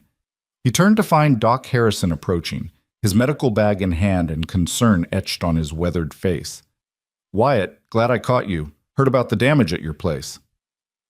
The doctor was in his 60s, silver-haired and sharp-eyed, one of the few people in Dry Creek that Wyatt genuinely respected. "Everyone all right? You and your new bride?" "We're fine. Some bruises, some cuts from debris, but nothing serious." "Heard the barn nearly came down on you." "Close call, but we managed." Wyatt shifted his weight, uncomfortable with the attention. "Animals all scattered, but I've rounded up most of them." Harrison studied him with the penetrating gaze of someone trained to see beneath surfaces. "And your wife? She holding up all right? Storm like that can be frightening for someone new to the territory." "She's tougher than she looks. I'd like to meet her sometime. Officially, I mean. Make sure she knows where to find me if she needs medical attention." The doctor paused. "I understand she's private. That's fine, but I want her to know she's welcome in my office anytime. No questions asked, no judgment rendered." Wyatt felt something loosen in his chest. "I'll tell her. Thank you, Doc." "We take care of our own out here, Wyatt, even the ones who prefer to keep to themselves." Harrison clapped him on the shoulder. "You need anything, you let me know." As Wyatt rode back toward the ranch, he found himself thinking about the doctor's words. "We take care of our own." Maybe there was hope yet that Dry Creek could become a real home for Evelyn, a place where she didn't have to hide all the time. But hope and reality were different things, and he knew it would take more than one kind doctor to overcome years of cruelty and rejection. The ranch looked lonely when he crested the final rise, the damaged barn standing like a wounded soldier against the afternoon sky. But smoke rose from the chimney, and he could see Evelyn moving past a window, and that simple evidence of life and occupation made the whole place feel less desolate. He stabled his horse and was heading toward the house when something caught his eye, a pile of fabric on the porch railing, fluttering slightly in the breeze. He moved closer and felt his breath catch. It was Evelyn's wedding dress, the one she'd worn when she stepped off the stage 2 weeks ago. The storm had torn it badly. The hem was shredded, one sleeve nearly ripped free, mud stains darkening the blue fabric. She must have set it out to, what? Throw away? Burn? The thought of that dress being destroyed, of that last tangible connection to her old life being erased, bothered him more than he could articulate. It seemed like giving up, like an admission that nothing could be salvaged or repaired. Before he could second-guess the impulse, he gathered up the dress and carried it inside. Evelyn looked up from the sofa where she'd been reading, her eyes widening behind the veil when she saw what he was carrying. "What are you doing with that?" "Saw it on the porch." He laid it carefully across the table. "Were you planning to throw it away?" "It's ruined. Look at it." She gestured with her good hand. "There's no salvaging that kind of damage." "Maybe not completely, but I could try." The words came out before he'd fully thought them through. She stared at him. A rat. "You want to mend my dress? Why not?" "Because you're a rancher, not a seamstress. Because it's women's work. Because it's—" She stopped, seeming to realize how absurd her protest sounded. "Because it matters," he finished quietly. "This dress, it's the one you wore when you took the biggest risk of your life. When you traveled halfway across the country to marry a stranger. When you chose hope over despair even though you were terrified." He touched the torn fabric gently. "That deserves to be preserved, not thrown away." "Wyatt, Her voice was thick with emotion. "I don't understand you." "Nothing to understand. I just think—" He paused, searching for the right words. "I think we're too quick to throw away things that are damaged, too ready to believe that what's broken can't be fixed. But sometimes, with patience and effort, you can make something beautiful out of something that's been hurt." The silence that followed was profound. He could hear her breathing, quick and shallow, and he wondered if he'd gone too far, said too much, exposed his intentions too clearly. Then, softly, "I don't know how to sew very well. My aunt tried to teach me, but I was never good at delicate work."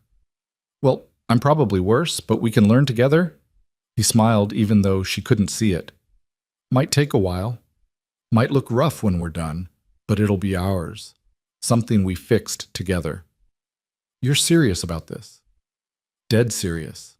She was quiet for a long moment, and he could almost hear her thinking, weighing, trying to understand what he was really offering. Finally she said, "There's a sewing kit in the trunk in my room. Needles, thread, scissors. I brought it from Boston but haven't used it yet." "I'll get it." He found the kit exactly where she said, a small wooden box with brass hinges filled with the implements of mending. When he returned to the sitting room, Evelyn had spread the dress out on the table and was examining the damage with a critical eye. "The hem can be shortened to remove the worst of the tearing," she said, her voice taking on the focused tone of someone solving a problem. "The mud stains probably won't come out completely, but we can wash it and see." "The sleeve?" She touched it carefully. "The sleeve will need to be reattached entirely. That's the hardest part." "Then that's where we'll start." He pulled up a chair beside her. "Show me what to do." They worked through the afternoon and into the evening, their heads bent close over the damaged fabric. Evelyn gave instructions in her quiet, precise way, and Wyatt followed them as best he could with his large, work-roughened hands that were better suited to holding reins than needles. He stabbed himself more times than he could count, cursed under his breath with each missed stitch, but he kept at it with the same patient determination he brought to breaking horses or mending fences. Slowly, painfully, the sleeve began to come together again. His stitches were crude compared to Evelyn's neat, even work, but they held. They would serve. "You're getting better," she observed after an hour, and he thought he heard approval in her voice. "Still looks like a drunk spider walked across the fabric." That earned him a small laugh, and the sound made all the finger pricks worthwhile. As the light faded and they had to move closer to the lamp to see, Wyatt found himself acutely aware of her proximity, the warmth of her beside him, the soft sound of her breathing, the way her hands moved with careful grace despite her injured shoulder. This was intimacy, he realized. Not the physical kind that people usually thought of when they heard the word, but something deeper, two people working together toward a common goal, learning each other's rhythms, building something through shared effort. This was partnership. "Wyatt?" She'd stopped sewing and was looking at him, or at least facing him. "Why are you doing this? Really?" He set down his needle and thread, considering how to answer. He could deflect, could make a joke, could retreat into casual explanations. But she'd asked for honesty, and honesty was what he'd promised. "Because you deserve to have someone in your corner," he said finally. "Someone who sees your worth and refuses to let you forget it. Someone who will fight for you even when you can't fight for yourself." He gestured at the dress. "This, mending this dress, It's not really about the dress at all. It's about showing you that damage doesn't mean worthless, that something can be torn and stained and still be precious, that you can survive terrible things and still deserve care and kindness and... He stopped, suddenly self-conscious. And what? She prompted softly. And love, he finished quietly. Even if that's not what we have yet, even if we never get there, you still deserve it. He heard her breath catch, saw her hand still over the fabric. When she spoke, her voice was barely a whisper. No one's ever said anything like that to me before. Then everyone you've known before was blind and stupid. She made a sound that might have been a laugh or a sob. You keep saying things like that. Keep acting like I'm something valuable, like I matter. You do matter. Why is that so hard to believe? Because everyone else in my life has told me the opposite. The words burst out of her with sudden violence. Because every time I dared to hope, every time I thought maybe someone could see past the scar, I was proven wrong. Do you know what it's like to save a child's life and then be treated like a monster because of the way you looked afterward? Do you know what it's like to have people cross the street to avoid you? To hear mothers warn their children not to stare at the ugly woman? To be denied work and companionship and basic human kindness because your face doesn't meet their standards? She was standing now, pacing, her injured arm forgotten in her agitation. I've been spat on, called cursed, had people make signs against evil when I walked past. I've had priests tell me my suffering was God's will, that my scars were punishment for sins I didn't even commit. I've had men proposition me with the assumption that I'd be grateful for any attention at all, no matter how degrading. And through it all, I had to smile and pretend it didn't hurt, had to accept it as the price of being different, of being damaged. She turned to face him, and even through the veil, he could feel the intensity of her gaze. So yes, Wyatt Carver, it's hard to believe you when you say I matter, because accepting that means accepting that everyone else was wrong, that I've spent years believing lies about myself, that I've let other people's cruelty define who I am, and if I accept that... Her voice broke. If I accept that, then I have to face how much time I've wasted hating myself for something that wasn't my fault. The raw pain in her words hit him like a physical blow. He stood slowly, keeping his distance but making sure she could see that he was listening, that he heard every word. You're right, he said quietly. Everyone else was wrong, profoundly, cruelly wrong. And yes, you did waste time believing lies. But that's not your fault either. When enough people tell you the same lie often enough, it starts to feel like truth. When the whole world treats you like you're worthless, it's almost impossible not to internalize that. He paused. But here's the thing. You don't have to keep believing it. You can choose right now to start believing something different, to start seeing yourself the way I see you. And how do you see me? The question came out as a challenge. As someone brave enough to run into fire for a stranger, as someone who crossed a continent to start over, as someone who works hard and speaks honestly and cares about gardens and chickens and whether the coffee's strong enough. He took a careful step closer. As someone who deserves every good thing this world has to offer and who I count myself lucky to know. She stood frozen, and he could see her trembling. I don't know how to believe that. Then let me believe it for both of us until you can believe it yourself. The words hung in the air between them, and for a long moment, neither of them moved. Then slowly, Evelyn reached up and touched the veil covering her face. Her fingers lingered there, hesitating, trembling. What if... She stopped, started again. What if I'm never able to believe it? What if I'm too broken to be fixed? Then we'll work on it together, for as long as it takes. He gestured at the dress on the table. Just like this. One stitch at a time, one day at a time. Until slowly, gradually, the damage is repaired and something whole emerges. She lowered her hand from the veil and turned back to the table. When she spoke again, her voice was steadier. We should finish the sleeve before the light gets worse. They returned to their work, and the silence that settled over them now felt different. Not comfortable exactly, but less fraught. As if something had been acknowledged, and if not resolved, at least brought into the light where it could be examined. They worked until late into the night, until Wyatt's eyes burned from staring at tiny stitches and his fingers were cramped from holding the needle. But when they finally set the work aside, the sleeve was reattached, the hem was shortened and restitched, and the dress looked decidedly better than it had that morning. It's not perfect, Evelyn said, running her fingers over the visible repairs.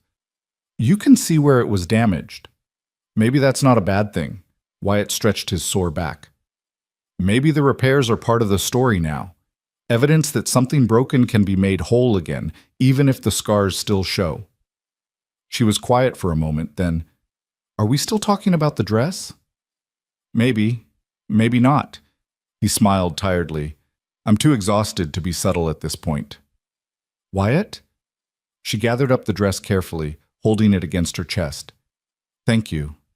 For this. For all of it. You're welcome." He watched her carry the dress to her room, watched her door close softly, and felt a profound sense of accomplishment that had nothing to do with stitching and everything to do with the small, tentative steps they'd taken toward understanding each other. The next morning, he woke to find the dress hanging on the porch railing again, but this time it had been washed and dried, and despite the visible repairs, it looked almost presentable. And beside it, someone had placed a small hand-carved sign that he'd made years ago and forgotten about. He'd found it in the workshop the night before while looking for better light, and on impulse had brought it inside to clean up. The sign read, in letters he'd burned into the wood with careful attention, "Home is where the brave heart dwells." He'd made it for Margaret, back in those early hopeful days of their marriage. After she died, he'd put it away, unable to bear looking at it. But now, seeing it there beside Evelyn's mended dress, it felt right somehow, like reclaiming something that had been lost. When Evelyn emerged for breakfast, she saw the sign immediately. She stopped on the threshold, one hand reaching out to touch it lightly. "Did you put this here?" she asked quietly. "Found it last night. Thought it belonged. Home is where the brave heart dwells." She traced the letters with one finger. "Is that what this place is now?" "Home." "Getting there," he said. "For both of us." She was quiet for a long moment, her hand still resting on the sign. Then, so softly he almost missed it. "Yes, it is." That afternoon, while Wyatt was working on clearing debris from around the barn, he heard the sound of a wagon approaching. He looked up to find old Mrs. Henderson from town, driving her husband's buckboard with a covered basket beside her on the seat. She pulled to a stop in front of the house and climbed down with the stiff movements of someone whose joints didn't work as well as they used to. "Mr. Carver, hope I'm not intruding." "Mrs. Henderson." He approached warily, removing his work gloves. The woman was notorious for gossip, and he couldn't imagine what had brought her all the way out here. "What can I do for you?" "Actually, I came to see your wife, if she's available." Wyatt felt his shoulders tense. "Why?" "Now, don't get defensive. I'm not here to cause trouble." She lifted the basket from the wagon. "Heard about the storm damage, and I know what it's like to be new in a place and dealing with disaster. Thought I'd bring by some food and see if there's anything she needs." He studied her face, looking for signs of mockery or cruel curiosity, but found only genuine concern. "That's kind of you." "It's what neighbors do." She hesitated. "I also wanted to apologize. For the gossip when she first arrived. For the way people talked. It was unkind, and I should have said something to stop it." Wyatt felt his estimation of the woman rise considerably. "I appreciate that, Mrs. Henderson, but Evelyn, my wife, she's very private. She might not want—" The door opened behind him, and Evelyn stepped out onto the porch. She was veiled as always, her posture rigid with tension, but she'd come out. She'd chosen to face this. "Mrs. Henderson," she said, her voice steady despite what Wyatt knew must be significant fear. "That's very kind of you to visit." "Mrs. Carver." The older woman's voice was warm, respectful. "I hope I'm not intruding. Just wanted to bring by some food and welcome you properly to Dry Creek. Should have done it 2 weeks ago, but—" She shrugged. "Better late than never, I suppose." Evelyn descended the porch steps carefully, and Wyatt saw her hands trembling slightly at her sides. "Would you like some coffee? I just made a fresh pot." "I'd love some, dear, thank you." Wyatt watched in amazement as the two women disappeared into the house, Mrs. Henderson chatting easily about the storm damage in town, and Evelyn responding with cautious politeness. He stood in the yard, covered in dust and sawdust, feeling like he'd just witnessed something miraculous. Evelyn had faced someone from town. had invited them into their home, had chosen courage over fear. It was a small step, but it was a step forward. He returned to his work with renewed energy, and when Mrs. Henderson finally emerged an hour later, she was smiling. "Your wife is a lovely woman, Mr. Carver, very knowledgeable about gardens and such. I invited her to the church social next month, and she said she'd think about it." The woman climbed back into her wagon. "Take care of that one. She's special." "I know," Wyatt said quietly. "I know she is, as Mrs. That." Henderson's wagon disappeared down the road. Wyatt found Evelyn standing in the doorway, her hand raised in a small wave that the older woman probably couldn't even see. "You all right?" he asked gently. "I think so." She sounded surprised. She was kind, really kind. She didn't ask about the veil, didn't push, didn't treat me like a curiosity. Evelyn's voice wavered. "She just treated me like a person." "Because you are a person." He climbed the porch steps to stand beside her. "One who's braver than she gives herself credit for." "I was terrified." "I know, but you did it anyway. That's what brave means." She leaned against the porch rail, and he thought he saw her shoulders shake slightly. "Wyatt, that sign you put up, the one about brave hearts and home?" "Yes?" "I think you should put it on the front of the house, where everyone can see it." He understood what she was really saying, that she was claiming this place, this life, this new beginning, that she was choosing to be brave even when it terrified her. "I'll do that," he said quietly. "First thing tomorrow." That evening, as they worked together on the final repairs to the dress, Wyatt found himself thinking about how far they'd both come in just 2 weeks. From strangers united by loneliness and desperation to something that felt almost like a true partnership. They still had a long way to go. She still wore the veil more often than not, still struggled to believe in her own worth, still carried the wounds that years of cruelty had inflicted. But she was healing. Slowly, tentatively, one small act of courage at a time. And he would be there, for as long as it took, proving through actions instead of words that she was worthy of kindness, of respect, of a home where she could finally stop hiding. The dress was nearly finished now, its scars visible, but somehow beautiful in their honesty. Like Evelyn herself, damaged but whole, broken but mended, carrying evidence of survival that spoke more eloquently than perfection ever could.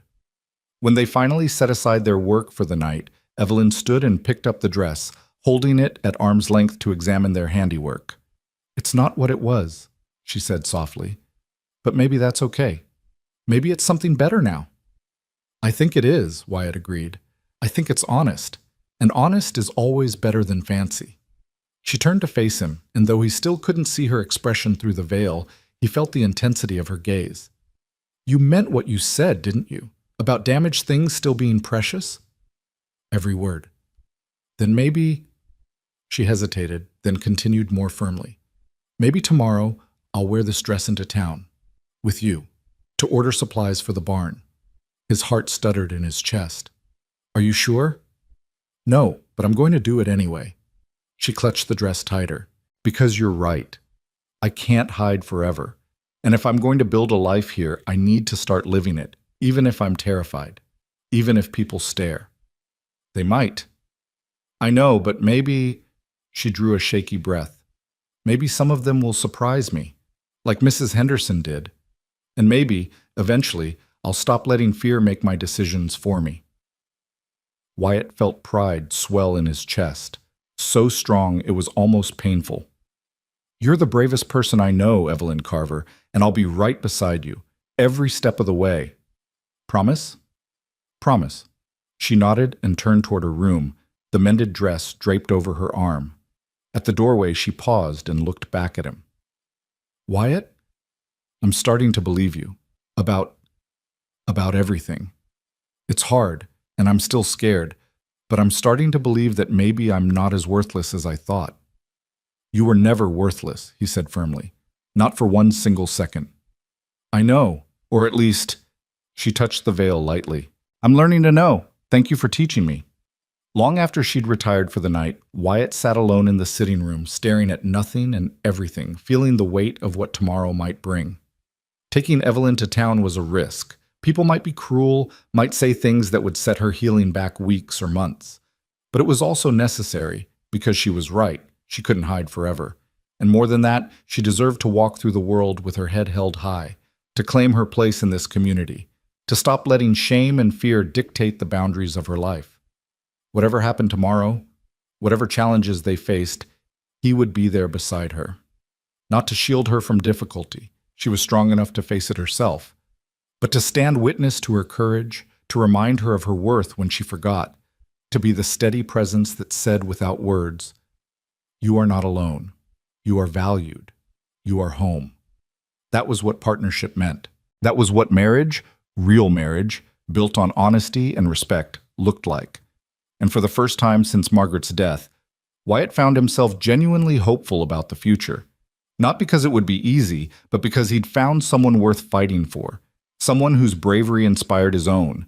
Someone who made the hard work of healing feel possible. Tomorrow they would face Dry Creek together. Tomorrow, Evelyn would take another step toward claiming her place in the world. And he would be there, standing beside her, proud beyond measure of the woman she was becoming. Morning arrived with the kind of perfect clarity that made promises feel dangerous. Wyatt woke before dawn, his chest tight with anticipation and worry about what the day would bring. He lay in the darkness, listening to the house wake around him, the creak of floorboards in the next room, the soft sound of Evelyn moving about, the whisper of fabric against skin as she dressed. She was awake early, too. Probably hadn't slept much if the quiet restlessness he'd heard through the wall all night was any indication. When he finally rose and made his way to the kitchen, he found her standing by the window in the mended blue dress, her hands clasped so tightly at her waist that her knuckles showed white even through the gloves. The veil was in place, but something about her posture suggested a resolve that hadn't been there before. "Morning," he said quietly, not wanting to startle her. She turned, and he thought he saw her shoulders straighten. "Good morning. I made coffee." "Smells good." He poured himself a cup, giving her space to change her mind if she needed to. "You don't have to do this today, you know. We can wait. Go next week or the week after. Or, no." Her voice was firm despite the tremor underneath. "If I don't do it now, I'll talk myself out of it. I'll find reasons to wait, excuses to hide, and before I know it, another year will pass and I'll still be too afraid to leave the house." She drew a shaky breath. "I'm tired of being afraid, Wyatt. I'm tired of letting fear make my decisions." Pride swelled in his chest, fierce and warm. "All right then. We'll leave after breakfast." They ate in their usual arrangement, though he noticed she barely touched her food. Her nervousness was palpable, filling the room like a living presence, but she didn't back down. When the meal was finished and the dishes cleared, she retrieved her bonnet, the same one she'd worn when she arrived, and tied it carefully over the veil. "How do I look?" she asked, and he heard the vulnerability in the question, like someone brave enough to face down the world. "I don't feel brave. I feel terrified. That's what makes it brave." He reached for his hat. "Courage isn't the absence of fear. It's doing the hard thing even when you're scared to death." She nodded slowly, as if absorbing the words, then moved toward the door. He followed, noting the way her hands trembled as she gripped her reticule, the way her breathing had gone quick and shallow. The ride to town was quiet, the wagon wheels crunching over the dry road while the morning sun climbed higher and hotter. Evelyn sat rigid beside him, her face turned straight ahead, her entire body tense with anticipation of what was to come.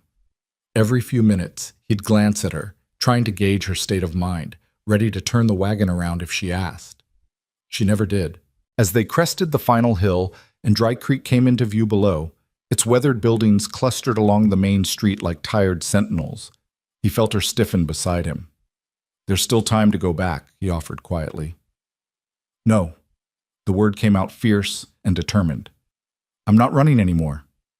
They rolled into town just as the church bells struck 9, and Wyatt was grimly aware of the heads that turned, the conversations that stopped, the way people paused in their morning routines to stare at the wagon and its veiled passenger.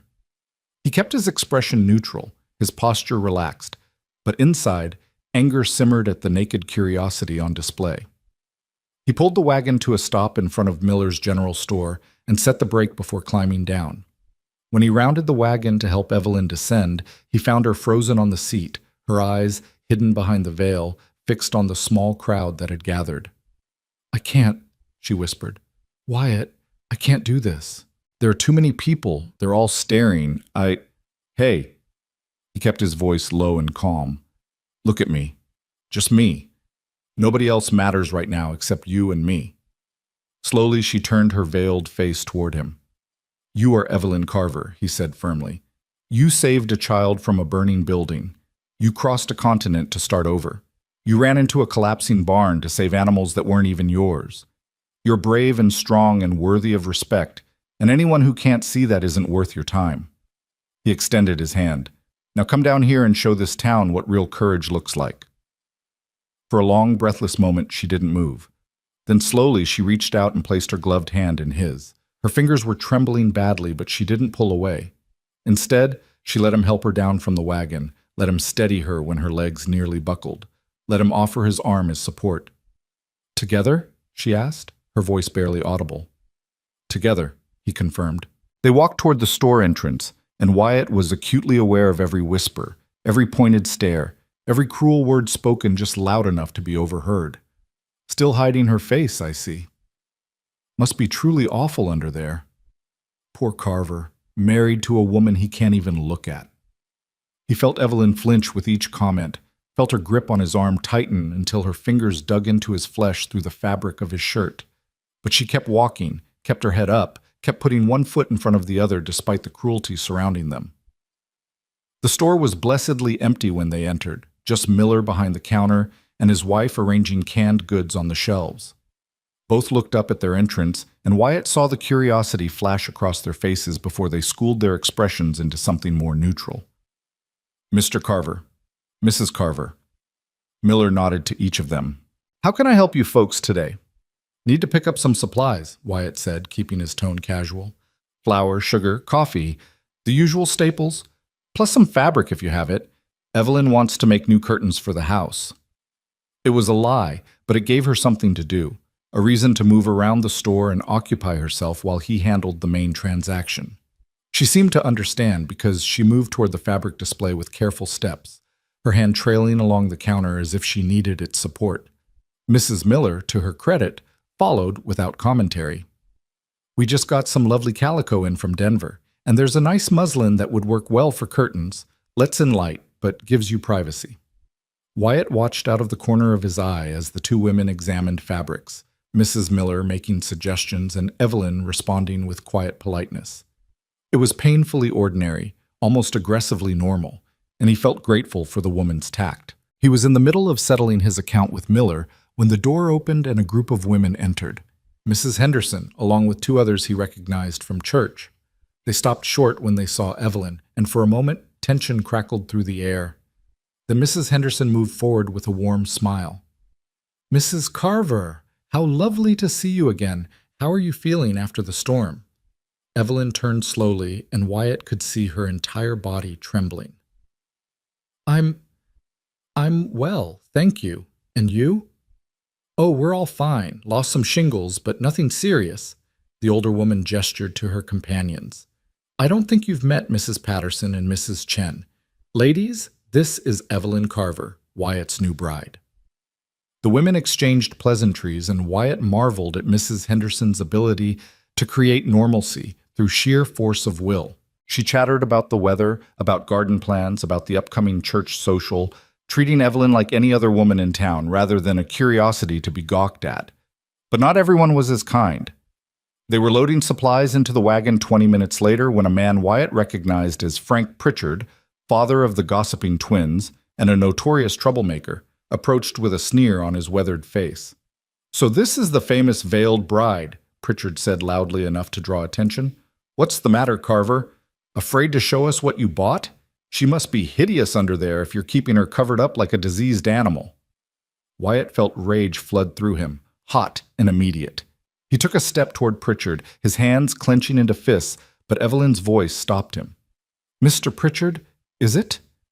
She'd turned to face the man, her posture straight despite the trembling Wyatt could see in her hands. "You're quite right that I keep my face covered. Would you like to know why?" Pritchard's sneer faltered slightly, as if he hadn't expected her to engage. Well, when I was 16 years old, I ran into a burning church to save a 5-year-old boy who was trapped inside. Her voice was steady now, growing stronger with each word. I got him out alive, but a burning beam fell on me in the process. The scar it left runs from my temple to my jaw. It's extensive, and yes, it's unpleasant to look at. A crowd was gathering now, drawn by the confrontation. Wyatt wanted to intervene, wanted to shield her from this, but something told him she needed to do this herself. I wear the veil because people like you, Mr. Pritchard, have made it very clear that my face makes them uncomfortable, that my appearance is something to be hidden, mocked, feared. I wear it because I got tired of seeing disgust and pity in people's eyes. I wear it because it's easier to hide than to face constant cruelty. Her voice hardened. But I'm done with that now. I'm done letting other people's narrow-mindedness dictate how I live my life. Evelyn, Wyatt started, but she shook her head. No, I need to do this. She turned to address the growing crowd. You want to see what's under the veil? You want to satisfy your curiosity? Fine. But understand this. What you see doesn't define who I am. I am not my scar any more than you are your face or your name or your reputation. I am my actions, my choices, my character. And if you can't see past physical appearance to recognize that, then the failing is yours, not mine. With trembling hands, she reached up and began removing the pins that held the veil in place. Wyatt's heart hammered in his chest. He wanted to stop her, wanted to spare her this exposure, but he also understood that this was her choice to make, her moment to claim. The veil fell away. Sunlight struck her face fully for the first time since the storm, illuminating the scar in harsh detail. The puckered skin, the pulled tissue, the permanent reminder of fire and pain and sacrifice. But it also illuminated the rest of her, the delicate bone structure, the dark eyes blazing with defiance and fear and courage, the determined set of her jaw. The crowd went silent. Wyatt heard someone gasp, heard whispers starting, saw people's faces register shock, pity, curiosity, disgust, all the reactions Evelyn had learned to expect and had armored herself against. But then something unexpected happened. Old Mrs. Patterson stepped forward, her weathered face thoughtful. You saved a child, she said quietly. You have a hero's scar. Evelyn faltered, clearly not expecting validation. My grandson was burned in an accident 5 years ago, Mrs. Patterson continued. His face bears scars not unlike yours. People stare at him, call him names, treat him like he's less than human. It breaks my heart. She reached out and gently touched Evelyn's arm. But if he grows up to be half as brave as you, brave enough to save a life, brave enough to start over, brave enough to stand here and face us all despite knowing how cruel we can be, then I'll count myself blessed. Mrs. Chen stepped forward next, her expression gentle. I came to this country 20 years ago. Couldn't speak English, didn't know anyone, looked different from everyone else. People called me terrible names, treated me like I was stupid or dangerous just because of how I looked. She smiled sadly. I understand what it's like to be judged by appearance rather than character. And I'm ashamed that this town made you feel you had to hide. More voices joined in, people pressing forward with stories of their own struggles, their own scars. Some visible, some not. The hostility that had filled the air began to dissipate, replaced by something that felt almost like understanding, but not everyone was moved. That's all very touching, Pritchard sneered, though his bravado seemed shakier now. But it doesn't change the fact that she's brave? Wyatt cut him off, his voice hard as iron. Strong? Worthy of respect? You're right. It doesn't change those facts. What it does change is whether we're the kind of community that values courage and character or the kind that judges people by superficial appearances. He moved to stand beside Evelyn, his shoulder touching hers in silent support. My wife is the finest person I've ever known. And if you can't see that, Frank, then you're a damn fool. Pritchard's face flushed with anger, but before he could respond, Mrs. Henderson stepped between them. I think that's quite enough excitement for one morning, she said firmly, her voice carrying the authority of someone who'd been a pillar of the community for 40 years. Frank, You should go home and think about whether your words today reflected well on your character. The rest of you, she turned to address the crowd, have work to do, I'm sure. Let's leave the Carvers in peace. The crowd began to disperse, some reluctantly, some with backward glances at Evelyn's exposed face. But they went, and within minutes, the street had returned to its normal midday quiet. Evelyn stood trembling in the sunlight, her face bare for the first time in years, tears streaming down her cheeks. I did it, she whispered. I actually did it. You did. Wyatt wanted desperately to embrace her but held back, unsure if touch would be welcome right now. You were magnificent. I was terrified. I know, but you stood your ground anyway. You claimed your right to exist without shame. That's... He shook his head, struggling to find adequate words. That's extraordinary, Evelyn. Mrs. Henderson approached them, her expression warm with approval. Mrs. Carver, that took tremendous courage. I hope you'll still consider coming to the church social next month. I think you'd find people more welcoming than you might expect. She paused. And if anyone gives you trouble, they'll answer to me. Thank you, Evelyn managed, her voice thick with emotion. Thank you so much. After Mrs. Henderson left, they finished loading the wagon in silence. Evelyn kept her face uncovered, though Wyatt noticed the way she flinched every time someone walked past. But she didn't hide, didn't retreat, just kept moving forward with that determined courage that left him in awe. They were about to climb into the wagon when a young woman approached hesitantly, a boy of perhaps 6 or 7 at her side. The child bore extensive burn scars on his left arm and neck, and he stared at Evelyn with wide, wondering eyes. Mrs. Carver? The woman's voice was soft, nervous. I'm Sarah Patterson. This is my son, James. He's Mrs. Patterson's grandson, the one she mentioned earlier. Evelyn turned to face them, and Wyatt saw her expression soften. Hello, James. The boy continued staring, then blurted out, You have scars like me. I do, Evelyn confirmed gently. Do people call you names? Sometimes, yes. Me too. The boy's face scrunched up with the effort of articulating something difficult. They call me monster. Say I'm ugly. Say God punished me for being bad. Evelyn knelt down, heedless of the dust, bringing herself to the boy's eye level. James, I want you to listen to me very carefully. Are you listening? He nodded solemnly. Those people are wrong. Scars don't make you a monster or ugly or bad. Scars are just proof that you survived something difficult. They're evidence of your strength, not your weakness. She touched her own face lightly. I got my scar saving someone's life. You know what that makes me? What? A hero. And you know what your scar makes you? The boy shook his head. A survivor. Someone brave enough to keep going even when things are hard. Someone strong enough to face the world even when people are cruel. She smiled, and Wyatt saw how it transformed her face, scar and all, into something luminous. Don't ever let anyone make you feel ashamed of your scars, James.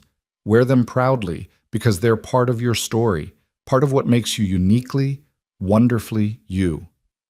The boy's eyes filled with tears. Really? Really. She reached out and gently squeezed his unburned hand. And the next time someone says something mean, you remember that their words say more about them than they do about you. You are brave and strong and perfect exactly as you are. James threw his arms around Evelyn's neck in an impulsive hug, and Wyatt saw her stiffen in surprise before slowly, carefully returning the embrace. When the boy finally pulled back, he was smiling through his tears. Thank you, he whispered. Thank you, his mother echoed, her own eyes wet. You have no idea how much he needed to hear that, how much we both did. She took James's hand. Come on, sweetheart. Let's let Mrs. Carver get home.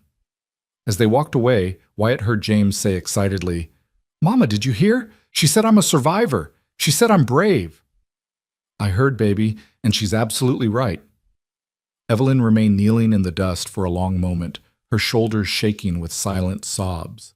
When she finally stood, Wyatt was there, offering his arm for support. You all right? He asked quietly. Yes. No, I don't know. She wiped at her tears with trembling fingers. That boy, the way he looked at me, not with fear or disgust, but with recognition, understanding, like I was someone who finally saw him the way he needed to be seen. You did see him, and you gave him something precious, permission to stop being ashamed. Wyatt helped her into the wagon.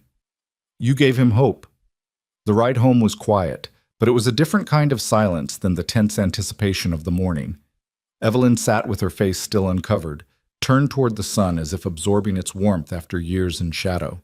Occasionally he'd glance at her and find her touching her scar lightly, as if getting reacquainted with it after hiding it for so long. When the ranch came into view, she spoke for the first time since leaving town. I thought it would feel different. What would? Showing my face. Standing up for myself. I thought it would feel triumphant, like some great victory. She was quiet for a moment. But mostly I just feel exhausted and scared and uncertain whether I did the right thing. You did, he said firmly. You absolutely did. How do you know? Because you gave that boy hope. Because you showed everyone watching that shame doesn't have to be permanent, that courage is possible even when you're terrified. Because you chose honesty over hiding, and that's always the right choice. He pulled the wagon to a stop in front of the house. But even if none of that were true, even if it had gone terribly wrong, you still would have done the right thing, because you chose to live authentically, instead of in fear. That's what matters. She climbed down from the wagon without waiting for help, moving with the slow deliberation of someone utterly spent. I need to lie down, just for a little while. Take all the time you need. I'll handle the horses and the supplies. He watched her disappear into the house, then turned his attention to the mundane tasks of unhitching the team, unloading the wagon, putting everything in its proper place. The physical work was soothing, gave his hands something to do while his mind processed everything that had happened. She'd done it. She'd actually faced down the town, exposed herself to their judgment, and come through the other side. Not unscathed. He'd seen the way the cruel words had landed, seen the trembling and the tears, but intact. Still standing, still fighting. He was in the barn, putting away tack, when he heard the sound of a wagon approaching. He tensed, wondering who would be visiting, hoping it wasn't trouble in the wake of this morning's confrontation. But when he emerged into the sunlight, he found not one wagon, but three. Mrs. Henderson's buckboard, the Patterson wagon, and another he didn't recognize. And in those wagons were women from town, their arms loaded with covered dishes and baskets. Mrs. Henderson climbed down first, her expression warm but cautious. Mr. Carver, we hope we're not intruding. We just thought after this morning, well, we wanted to show our support. Your support? He was having trouble processing what he was seeing. Mrs. Patterson descended next, young James clinging to her skirts. Your wife did something remarkable today. Something that needed doing. We want her to know that not everyone in Dry Creek is as narrow-minded as Frank Pritchard. Mrs. Chen joined them, along with several other women Wyatt recognized from church and the general store. We brought food, she explained, and flowers from our gardens, and she gestured to one of the younger women. Mary Chen brought fabric for curtains, as a welcome gift. Wyatt felt his throat tighten with emotion. That's incredibly kind. But Evelyn is resting, and I don't know if she's up for— We don't need to see her, Mrs. Henderson interrupted gently. We just want to leave these things so she knows that she has friends here, that she's not alone. She paused. And if she wants to talk or needs help with anything, or just needs someone to sit with her, we're available. All of us. The women began unloading their offerings, and Wyatt stood aside, overwhelmed by the generosity on display. They worked quickly and efficiently, carrying covered dishes to the kitchen, arranging flowers in jars and bowls, leaving fabric and thread and small gifts of welcome throughout the house. They were nearly finished when Evelyn appeared in the doorway, her face still bare, her eyes wide with confusion and wonder. What's happening? The women turned as one, and for a moment nobody spoke. Then Mrs. Henderson stepped forward. We're welcoming you properly, dear. The way we should have from the beginning. She gestured to the laden table, the flowers brightening every surface, the small mountain of gifts.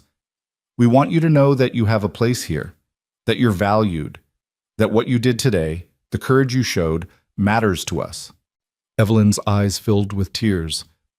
I don't understand. Why would you do this? Because you reminded us what real bravery looks like, Mrs. Patterson said quietly. Because you gave my grandson hope when he had none. Because you stood up and claimed your right to exist without shame, and that's something worth celebrating. Because you're one of us now, Mrs. Chen added, and we take care of our own. The tears spilled over, and Evelyn made no attempt to hide them. She moved from woman to woman, accepting embraces and kind words, overwhelmed by the outpouring of support. Wyatt watched from the doorway, his own eyes burning, amazed by the transformation that had occurred in the space of a single morning. After the women left, with promises to visit again, with invitations to church socials and quilting circles and garden clubs, Evelyn stood in the middle of the sitting room, turning slowly to take in all the evidence of acceptance surrounding her. I can't believe this is real, she whispered. I keep thinking I'll wake up and it will all have been a dream. It's real. Wyatt moved to stand beside her. You earned this, Evelyn. Through your courage, your honesty, your refusal to let shame define you. This is what you deserve. She turned to face him, and for the first time he saw her expression without any barrier between them. The joy and fear and hope and vulnerability all laid bare. I couldn't have done it without you, without knowing you believed in me, that you saw something in me worth valuing. If you hadn't... She stopped, her voice breaking. If you hadn't shown me what kindness looked like, I never would have found the courage to stop hiding. You had that courage all along. You just needed someone to remind you it was there. No. She shook her head firmly. You gave me more than reminders. You gave me safety. You gave me space to heal. You gave me patience when I was difficult, understanding when I was afraid, and respect when I thought I deserved none. She took a shaky breath. You saw me, Wyatt. Really saw me. Not the scar, not the shame, but the person underneath. And that changed everything. He wanted to tell her that seeing her had been easy, that recognizing her worth had required no effort at all, but the words seemed inadequate to the moment, insufficient to express the depth of what he felt. So instead, he did something he'd been wanting to do for weeks. He reached out, slowly and obviously, giving her every opportunity to pull away, and gently cupped her scarred cheek in his palm. She froze, her breath catching, her eyes going wide with shock, but she didn't retreat. This scar, he said quietly, his thumb brushing over the puckered tissue, is proof that you're the kind of person who runs toward danger instead of away from it, the kind of person who values other lives above your own comfort, the kind of person who survives fire and cruelty and keeps going anyway. He held her gaze. It's beautiful, Evelyn. Not despite being a scar, but because of what it represents. Courage, sacrifice, survival, all the things that make you extraordinary. Wyatt, her voice was barely a breath, I know we started this marriage as a convenience, two lonely people looking for companionship, but somewhere along the way it became something more. At least for me. He drew a shaky breath, making himself vulnerable in ways he hadn't since Margaret died. I love you, Evelyn Carver. I love your bravery and your honesty and your stubborn refusal to give up. I love the way you care for the garden and the chickens and that damn rooster who pecks at everyone except you. I love your quick mind and your gentle hands and your determination to build something better out of broken pieces. He paused. I love you, scars and all. Maybe especially the scars, because they're part of your story, part of what makes you who you are. The tears came in earnest now, streaming down her face unchecked. I don't know how to believe you. Part of me still thinks this is too good to be true, that any moment you'll realize what a mistake you've made. No mistake, he interrupted firmly. Best decision I ever made was sending for a mail-order bride. Best gift I ever received was you stepping off that stage. He smiled. Even if you did try to hide your face for 2 weeks. That earned him a wet laugh, and he counted it as a victory. I don't know if I love you yet, she said honestly, and he appreciated the truth of it. I don't know if I even know what love feels like anymore. It's been so long since anyone treated me with kindness that I'm not sure I can distinguish between gratitude and deeper emotion. She reached up and covered his hand with hers, pressing it more firmly against her cheek. But I know that when I think about my life now, I can't imagine it without you. I know that you make me feel safe and valued and seen in ways I never have before. I know that I trust you more than I've trusted anyone in years. And I know that I want to keep building this life with you, to see where this partnership takes us. She smiled through her tears. Maybe that's not love yet, but I think it could grow into something like it. If you're willing to be patient with me while I learn how. I've got all the time in the world, he said quietly, and I'm willing to wait as long as it takes. They stood there in the golden afternoon light, surrounded by flowers and food and evidence of community, and Wyatt felt something settle in his chest that he hadn't felt in 14 years. Not just contentment, not just the absence of loneliness, but actual happiness. The kind that came from building something real with another person, from choosing each other day after day, from the slow, patient work of turning strangers into partners and partners into something more. That evening, they sat together on the porch as the sun painted the western sky in shades of crimson and gold. The sign Wyatt had mounted that morning, "Home is where the brave heart dwells," caught the fading light, its carved letters throwing shadows across the weathered wood. "Tell me about her," Evelyn said suddenly. "Your first wife." "Margaret." Wyatt was quiet for a long moment, surprised by the request but understanding the need behind it. "She was good, kind. We married young. I was 23, she was 19. Both of us thought we knew everything about life and love and forever." He smiled sadly. "We knew nothing, of course, but we learned together." "Did you love her?" "Yes. Not the way poets write about, maybe. Not some grand passion that consumed everything in its path, but steady, comfortable. We were partners in the truest sense, building a life, working toward common goals, supporting each other through hard times." He paused. "When she died, I thought that was it for me. Thought I'd used up my one chance at companionship and would spend the rest of my days alone." "What changed?" "I got tired of talking to ghosts, tired of living in the past, tired of letting grief make my decisions." He glanced at her. "And I realized that love isn't a finite resource. That giving my heart to Margaret didn't mean I had nothing left to offer someone else. It just meant I'd learned what mattered: honesty, respect, shared effort. All the things that make a partnership work." "Do you still love her?" "I still remember her fondly, still honor what we had. But I'm not in love with her anymore. That ended when she did." He reached over and took Evelyn's hand, a gesture that felt natural now, right. The heart has room for multiple loves, if you let it. What I felt for Margaret doesn't diminish what I'm beginning to feel for you. They're different things, separate but equally valid. She squeezed his hand. "Thank you for telling me, for not pretending she didn't exist or that she didn't matter." "She did matter, just like your past matters, like the aunt who raised you matters, like every experience that made you who you are matters." He lifted her hand and pressed a kiss to her knuckles, a gesture of respect more than romance. "We're all the sum of our histories. The question is whether we let those histories trap us or whether we use them as foundations to build something new." "I want to build something new," she said quietly, "with you, starting now." "Then that's what we'll do." The weeks that followed brought gradual change, the kind that happened so slowly you didn't notice it until you looked back and realized how far you'd traveled. Evelyn began going into town regularly, sometimes with Wyatt and sometimes on her own.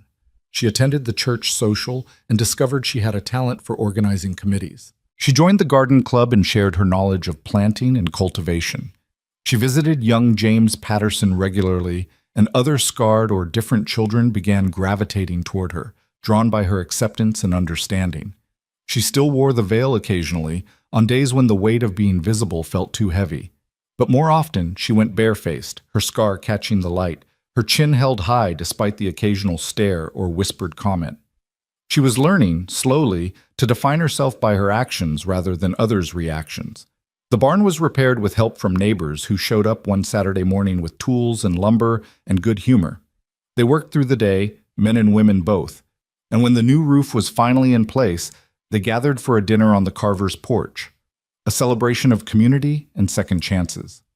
The garden flourished under Evelyn's care, producing more vegetables than two people could consume. She began preserving the surplus, filling the root cellar with jars of pickles and preserves and canned goods that would carry them through the winter. She baked bread and shared it with neighbors.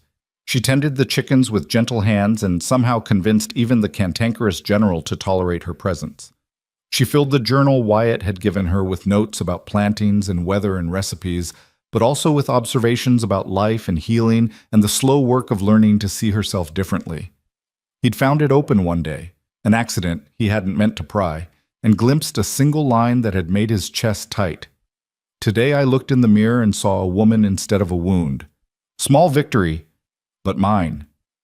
3 months after that first trip to town, Evelyn stood in a field of wildflowers with Wyatt beside her, both of them dressed in their best clothes. The entire town had gathered, not out of obligation, but out of genuine affection for the couple who'd reminded them what courage looked like. Doc Harrison stood before them, serving as officiant for the renewal of their vows. The first ceremony had been rushed, practical, a legal arrangement more than a spiritual one.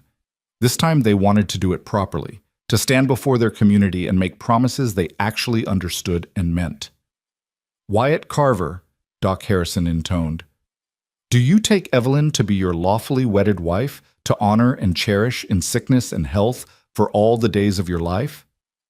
Wyatt looked at the woman beside him, this extraordinary person who'd walked through fire, literal and metaphorical, and come out stronger, and felt his heart overflow. "I do. Absolutely and without reservation. And Evelyn Carver," the doctor continued, "do you take Wyatt to be your lawfully wedded husband, to honor and cherish in sickness and health for all the days of your life?"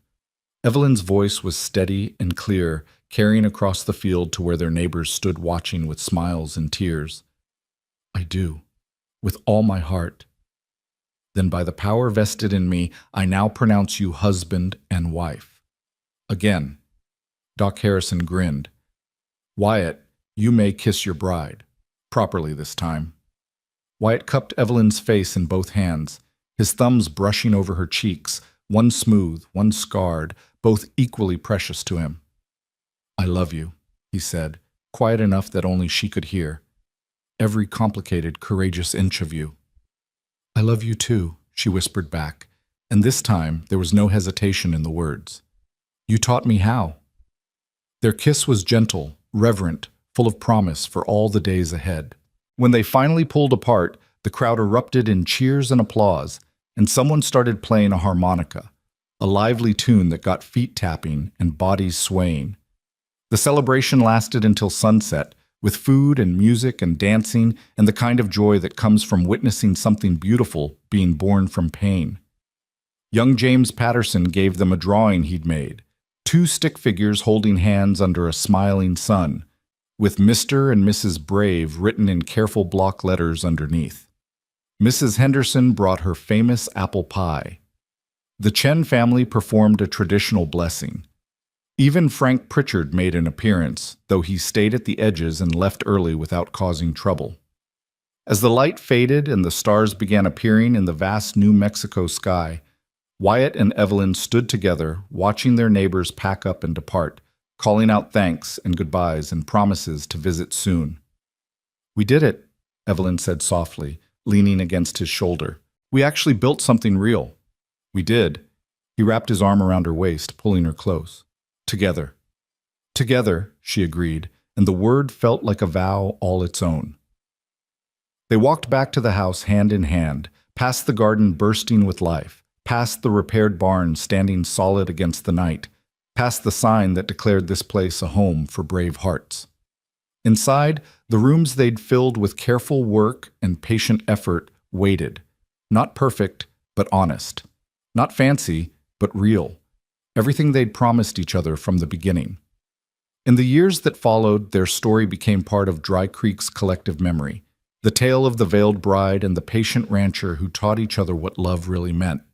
People would point to their ranch when talking about second chances, about the courage it takes to start over, about how broken things can be mended if you're willing to do the work. Evelyn never forgot the shame and fear of those early days, but she learned to carry them differently, not as burdens that defined her, but as reminders of how far she'd traveled. She continued working with scarred and different children, showing them through example that their worth wasn't determined by appearance, that courage was always possible, that they deserved love and respect exactly as they were. Wyatt watched her grow into her strength, watched her claim space in the world with increasing confidence, and felt grateful every single day for the impulse that had led him to send for a mail-order bride. He'd been looking for someone to fill the emptiness in his house, and instead, he'd found someone who'd filled the emptiness in his heart. They built a life together in that harsh, beautiful land. Not perfect, never perfect, but honest and real, and full of the kind of love that grows from choosing each other every day. They faced difficulties and setbacks, good years and hard ones, but they faced them together, as partners, as best friends, as two people who'd learned that true beauty had nothing to do with appearances and everything to do with character. And on quiet evenings, when the work was done and the world had gone soft and gentle in the fading light, they would sit together on their porch and watch the stars emerge one by one above the valley. Sometimes they talked, sharing their days and their dreams. Sometimes they sat in comfortable silence, just being together. But always, Wyatt would reach for her hand, and Evelyn would take it without hesitation, their fingers intertwining in a gesture that had become as natural as breathing. And in those moments, they both understood the truth they'd learned together through trial and patience and stubborn determination. That beauty fades in dust and sun, but love built on honesty endures forever. That damage doesn't mean worthless. That courage isn't the absence of fear, but the choice to keep going despite it. And that sometimes the best things in life come not from perfection, but from the brave and messy work of healing together.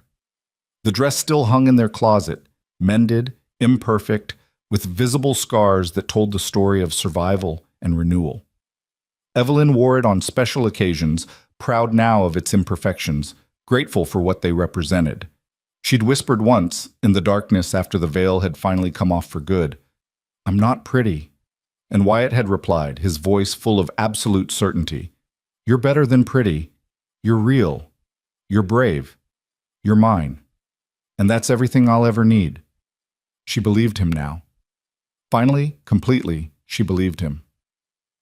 And that belief, that fundamental shift in how she saw herself, was the truest measure of the distance they'd traveled together.